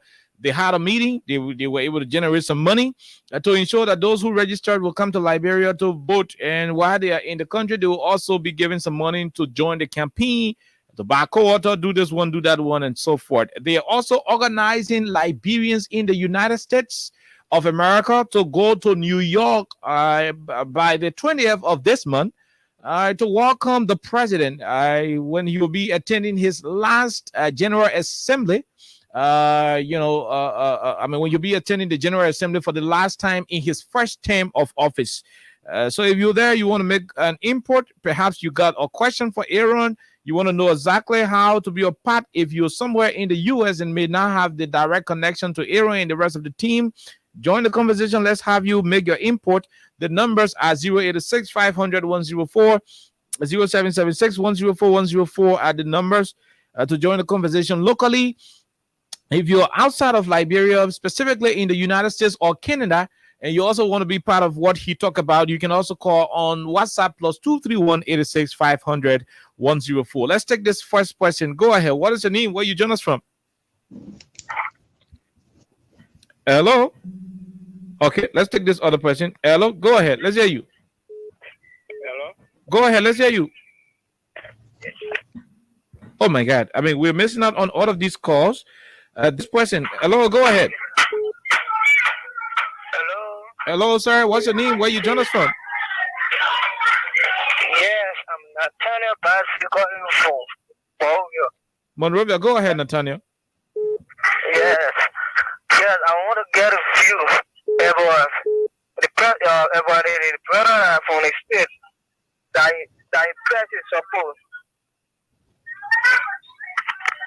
Okay. Oh, my God. You want to get the view of the brother from the states who pledges support? I don't get that. But let's take this other person. Go ahead. 1 minute. Hello. Go ahead. Yeah, I'm Abu Keko. I'm calling from the Puebla. Puebla. Go ahead, Abu. Let's hear you. Yeah, I want to. Oh, no. We're having a technical issue with these lines. I don't know what's happening. This person. Go ahead. 1 minute. Yeah, hello to the FM. 87.9. Go ahead. 1 minute. I'm Lucky Reaction TV. I just want to applaud the guy in the United States. He did extremely well, and he's also trying to tell us that, just a Liberian just sitting there and want to see backing up the country, but he want to see good for the country. That's why he's participating in this process and a love for his country. Okay, thank you. Thank you. Thank you very much. We'll leave you. We'll take this other person. Go ahead. 1 minute. What's your name? Yeah. Okay, thank you again for the program, and I just want to appreciate you guys for their effort. You didn't call your name. Yes, sorry, I'm DJ calling from District 17. District 17, go ahead. Yeah, I really appreciate you guys, and I pray that they will do more than what even they're planning to do, because that will be the president last term in his first term to New York. So I really congratulate you guys, and I pray also that this election they will do all they can, not just financially, but prayerfully, so that the president can continue this good work. Thank you, guys. Thank you very much. We'll leave you. We'll take this other person. Go ahead. Well, let's hear you. 1 minute.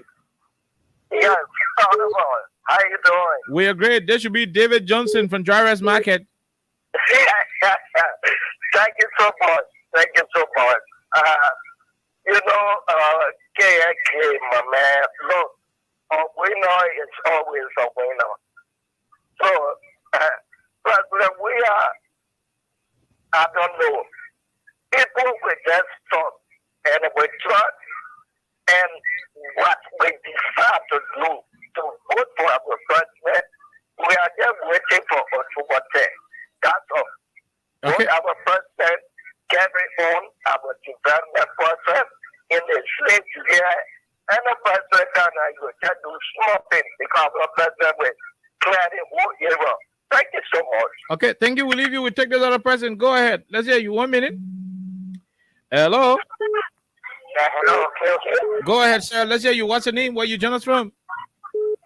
My name is Fire. I'm calling you from Local District 15. Go ahead from Logan Town, Fire. Let's hear you. Today is my happiest day ever.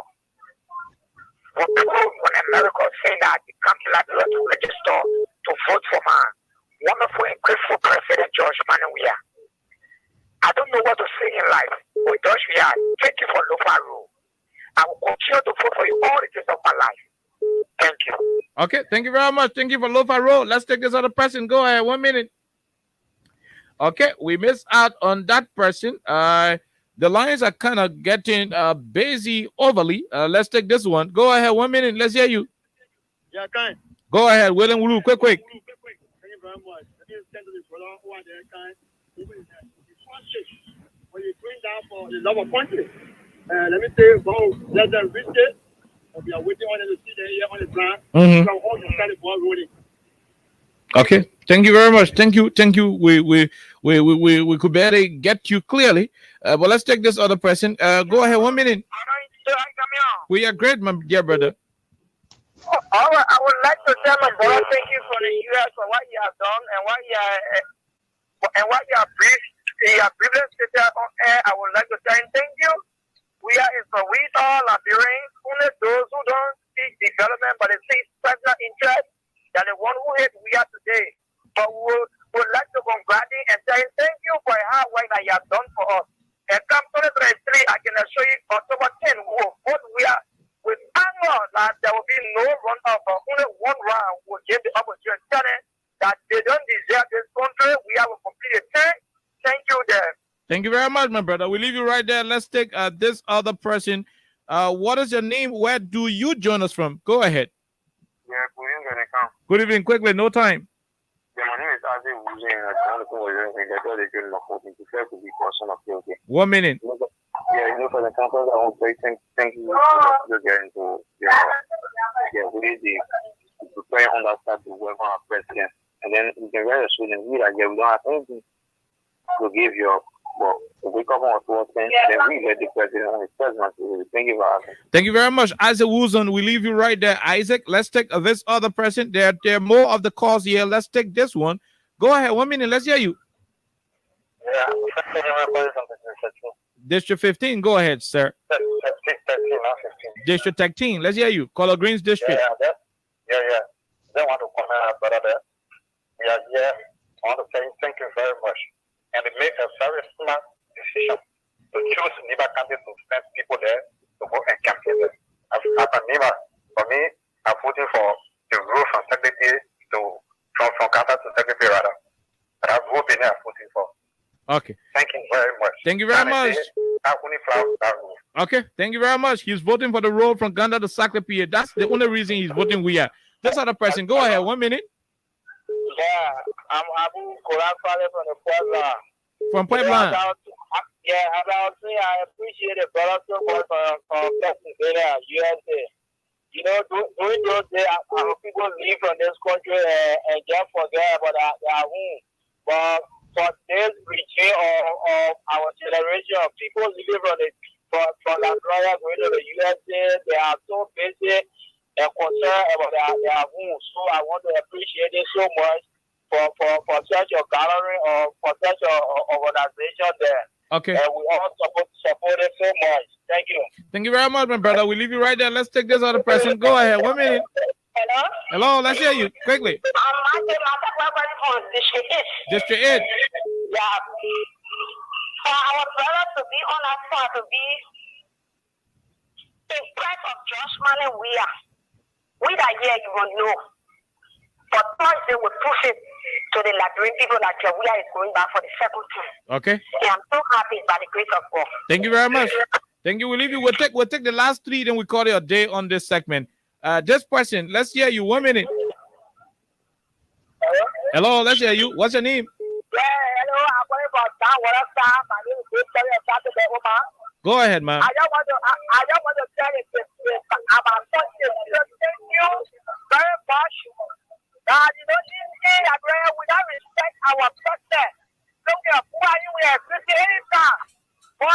election intensity and verify as anybody now go in the right that election will share is president to by that decision. So I just want to tell you thank you. We're waiting for us. So much time for us to vote our government and dear president is so thank you very much. Thank you. We leave you. We take the second to the last, then we go to Aaron for his parting comments. Yes, good evening. Okay. Good evening, Chief. Let's hear you, sir. What's your name? Yeah. My name is Ishmael Kamara. I'm calling the from Painesville. Painesville, Ishmael. Go ahead, sir. Can I appreciate for the program? Let me also appreciate our diaspora brothers and sisters who have made up their mind to come and join us here back home to represent this president who has come to our country with the mind of developing our country, right? Okay. And so it's not strange today, unlike the 70s and the 80s, our diaspora brothers are having an advantage of the social media. And so they can just sit there and watch everything. In fact, most of them, some of them are even more informed than some of our brothers who are down here because the access to the social media. You can now go to a chat room, and just have access to all of the development initiatives that are across the country that are undertaken by this government. So I just want to say I appreciate them so much for taking up the time to say, okay, let us go and gather along with our brothers back home to re-elect this government so that we can be able to further develop our country. So I want to appreciate them so much. Thank you. Thank you very much. We leave you. We go to the international line and take this person, and we take one more local caller. What is the name? Where do you join us from, sir?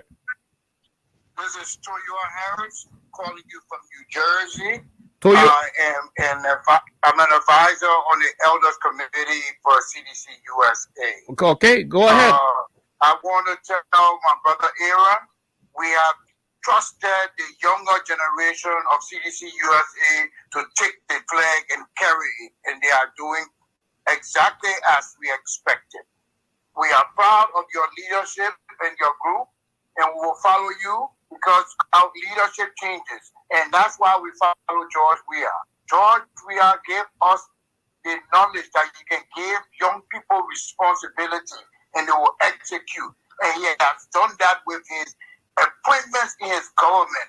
George Weah has the youngest government in Liberian history. The youngest.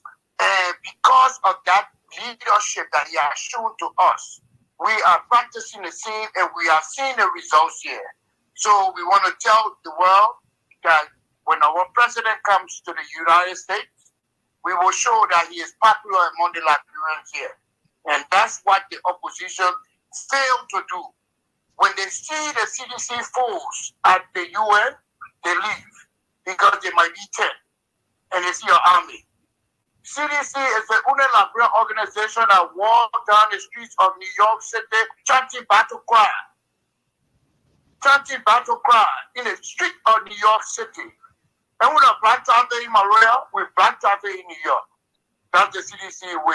Muya, CDC Muya. Okay, thank you very much. Toyo Harris, an elder for the CDC USA. He's there from New Jersey. Okay, so Aaron, we're going to go over to you for your parting comments. Day after tomorrow is the CDC campaign launch. We want to do something here in the next few minutes. So your parting comments, Aaron. Okay. Thank you for the opportunity. In my capacity in the United States, I'm the youth chair for PA. I'm also we represent the youth here too as well. I'm also the international CDC gatekeeper.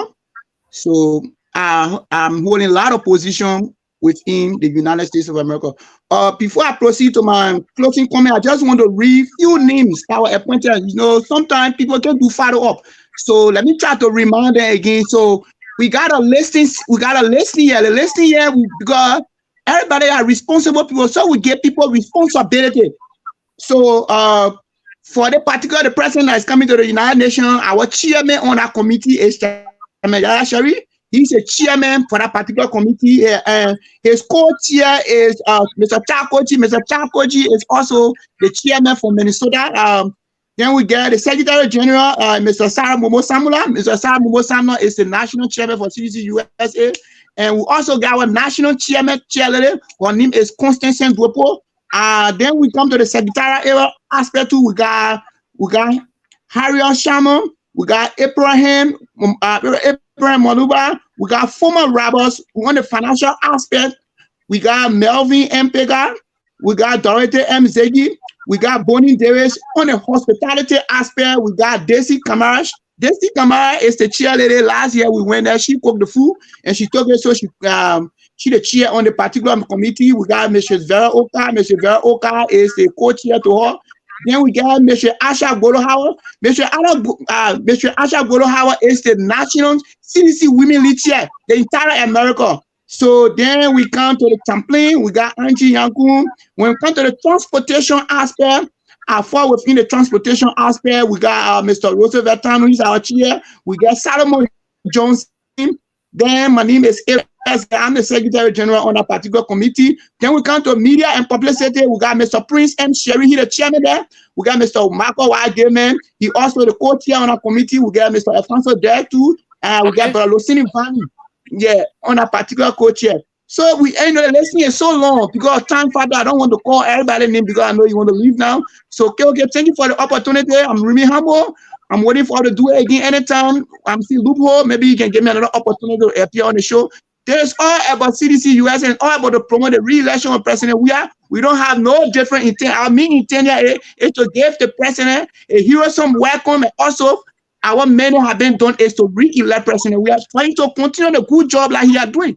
Okay, we tell president we are the new president coming there. They're going to start over. They're going to start a learning process. President we is already in a driving seat. You can't be running in number 5 and take it from number 5 to in number 1. It's not going to work. So President we is already in number 5. He's running with a vehicle. Then we give him the chance. Then he continue driving the car in number 5. So okay, thank you for the show. I'm remembering your humble sir. My name is Aaron S. Gay. I represent the youth for Pennsylvania, also the youth for USA.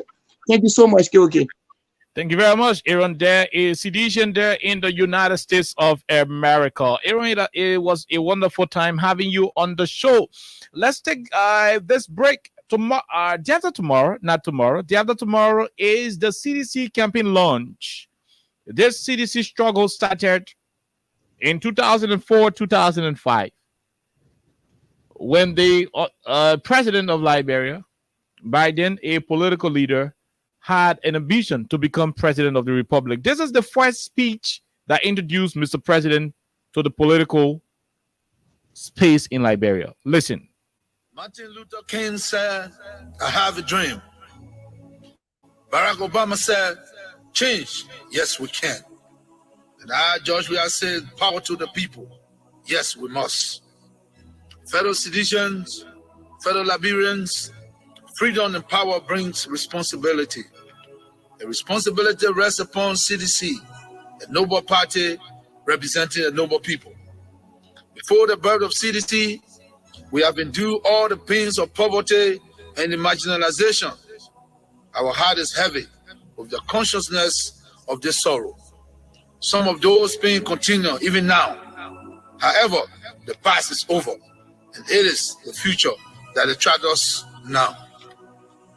The struggle of the people is the true national one. It is the struggle of the Liberian people, inspired by their own suffering and their own experience. It is the struggle for the right to live. In my time, I have and will dedicate myself to the struggle of the Liberian people. I stand before you humble by your courage, with a heart full of love for all of you. I regard it as the highest honor to lead the CDC at this moment in our history. And in that, we have been chosen to lead our country and people into the new century. I pledge to use all my strength and my ability to live up to your expectation of me as well as of the CDC. I have cherished the ideas of a democratic and free society in which all persons live together in harmony and with equal opportunities. It is an idea which I hope to live for and to achieve, but it need be. It is an idea which I am prepared to die for. To the people of Liberia, whose representative we are, we make an appeal to join us with faith and confidence in this great struggle, because this is no time for petty and destructive criticism, no time for ill will or blaming others, but instead we must build a noble palace of free Liberia, where all her children may live. Amanda, where to? Maibuye, Iliberia, Maibuye.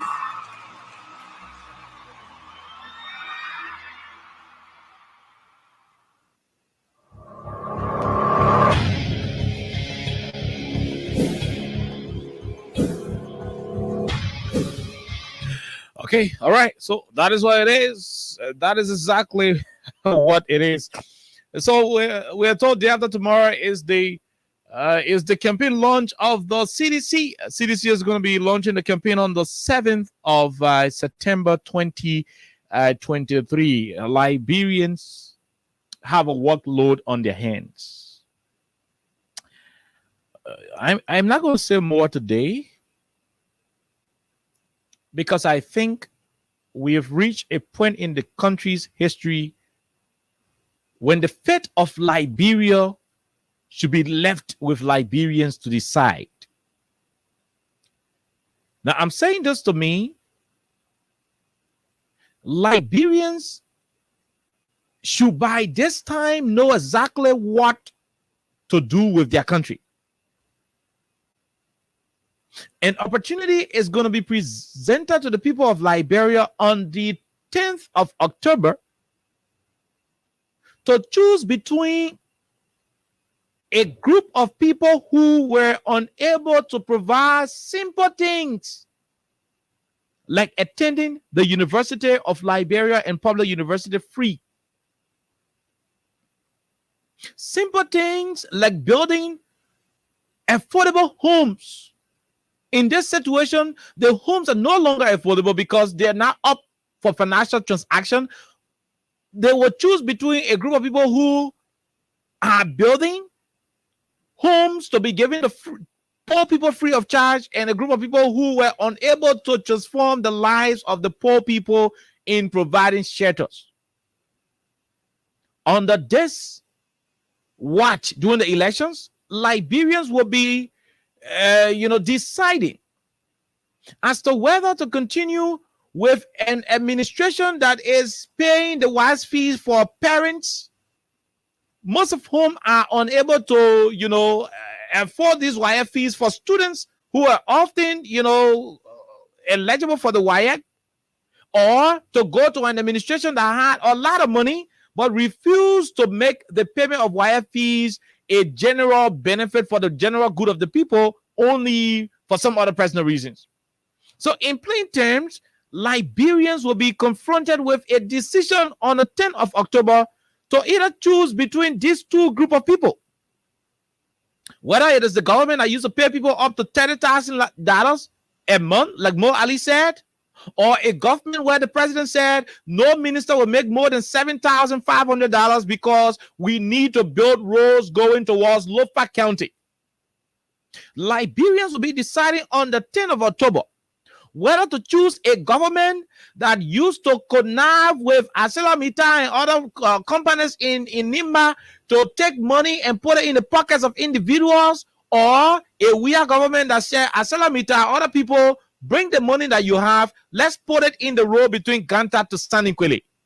Liberians will be confronted with a decision on the 10th of October to decide between a government that said there should be no reason why a community like Johnsonville, a community like Pipeline, a community like Mount Barkley, a community like Dole community, a community like the patient shop, Tusafi, Gardnersville Town Hall, the New Georgia to Bonaville Golf community. There should be no reason why communities of such will exist and their roles are terrible, as opposed to other administrations that refuse to take those development to those places because of, in some instances, the names of those communities. Liberians will be confronted with a decision to make, irrespective of what the decisions may be. Don't see it as a decision against George Weah or a decision for George Weah. The decision you're going to make on October 10 will be as a result of wanting the country to move forward. Now, it is kind of sickening to the score for you to have an individual who had the abundance of opportunity to develop this country to the core, but refused to utilize that golden opportunity because they were concerned about personal aggrandizement. To look at such an individual after desperately performing for 12 years and was unable to do simple things like providing opportunity for people to go to university free. To have such an individual coming back to you and saying, remove the man who is giving free tuition. Remove the man who is paying wire fees for your children. Remove the man who has started removing the thatched houses from the interior and replacing them with 2 solid bedroom concrete apartments for our poor people to use camo instead of sitting on the trees. Remove the man who is taking quota to Lofa County for the first time in the lives of the Kisi, Loma, Mandingo, Bandi people in Lofa County. Remove the man who is transforming the road sector in the country in such a way that Ganta is being connected to Saclapia, Saclapia is being connected to the Lokatuo border in Ivory Coast, for the sole purpose of connecting Western Liberia and Northern Liberia. Remove him and have him replaced with somebody whose only record in this country cannot be found. In all fairness, that person's record, to the best of my knowledge, is a record of division. And when I say division, I will say here. But that's not the conversation. The conversation is Liberians will have to engage the process with urgency. If you think the election is about George Weah as an individual, then you are mistaken.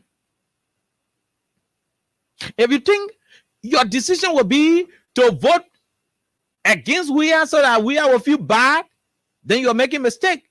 If you think you're making a decision to vote for Weah so that Weah will feel good, you're also making a mistake. Your decision should be on the basis of maintaining the current trend at which the country is moving. A bulk of the individuals who have some serious issues with Liberia at the moment are people who are having these issues because they're not in the position to do what they know how to do best, and that is to exploit the vast majority of the Liberian people's interest. The country is not honey. Liberia is not bread and butter. Everybody not eating chicken thigh in this country. There are people who are suffering in Liberia. There are people who find it difficult to find food to eat in Liberia. Yes, there are also people who find it difficult to find food in America and other places, including Nigeria, Ghana, Sierra Leone, Guinea, other places around us. If these things were not the case, you will not see a fuller man to come to Liberia to shine shoes, to wear shoes and sneakers. The fact that you see that happening, it shows that there is hope in Liberia as compared to other places around us. Should we say because people suffering all over the place, so we should not make progress in Liberia? No. Are we making progress as a country in some of the areas, specifically with issues that has to do with roads, energy and expansion and other stuff? Of course we are. Are there genuine reasons to maintain the president? Obviously, there are.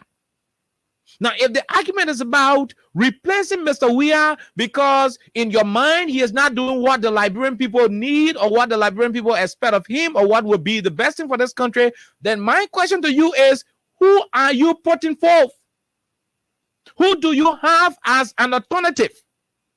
Because you know why? The reason I think this country is unable, to be in the midst of top countries around the continent is because we have had, and I repeat, we have had an issue of misapplying ourselves, misapplying our priorities. And so as we will continue to have the elections in October, precisely on the 10th of October, the conversation should be about where do you intend to see the country move? I mean, will you take it up to the people who just want to return to power to keep abusing young people? Do you, will you choose to give the country to a group of people who would demand sex, who would demand to exploit the younger generation, the young girls, just to give them YF fees, or a group of people who are giving YF fees without knowing the name of the girl, without knowing who the girl boyfriend, without knowing which political party the girl is from. That choice is yours to make. And so I heard that CDC is having their campaign launch on Thursday. Let it not be a CDC campaign launch. That launch should be a launch of Liberia. You know why? Because when the president made the ultimate decision to have free tuition policy initiated and introduced in Liberia, that decision was not purely to target seditionists alone.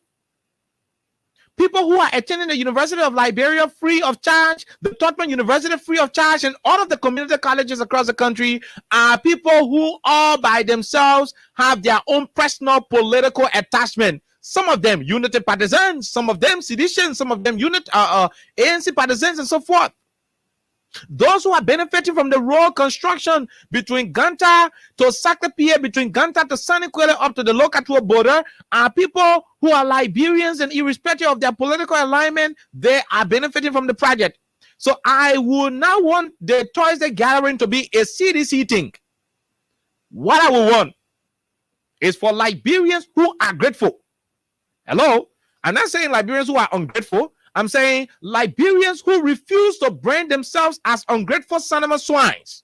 Liberians who will look in the face of the president and say, Mr. President, although you are not doing everything 100%, but for the sake of taking road towards Lofa County, we think there is a hope in the future if we give you additional 6 years.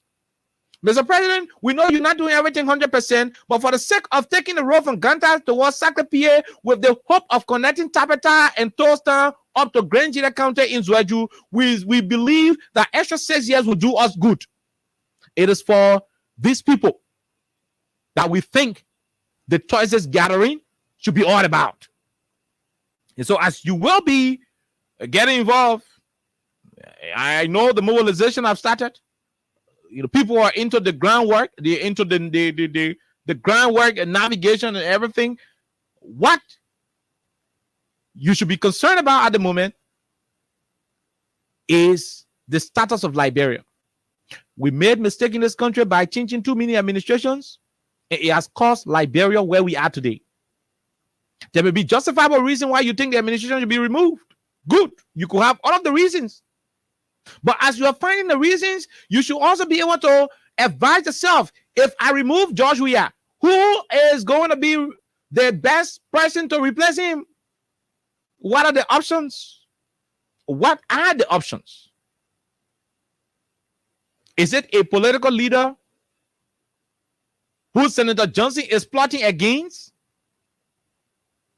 A leader who is alive and people planning how when he is gone and no more, they're going to divide power? Is it a government that is already into leadership crisis even before they are elected? Oh yes, at the moment, the real Unity partisans are angry. At the moment, the Lofa people are angry because they have also gotten a clear signal that Senator Johnson is up for something sinister against Omen Joe Bwaka.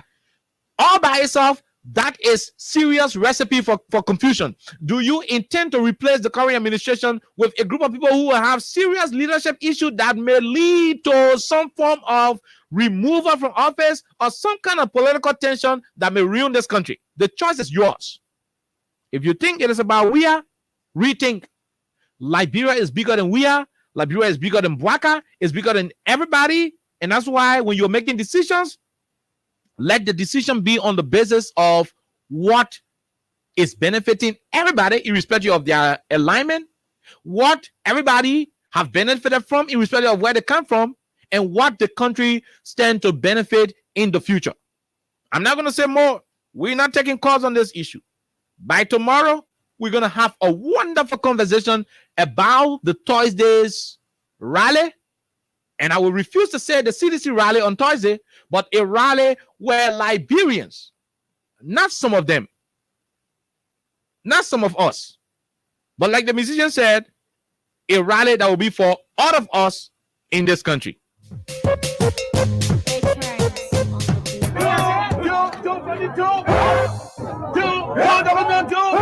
I want man, we are, you know, for the war.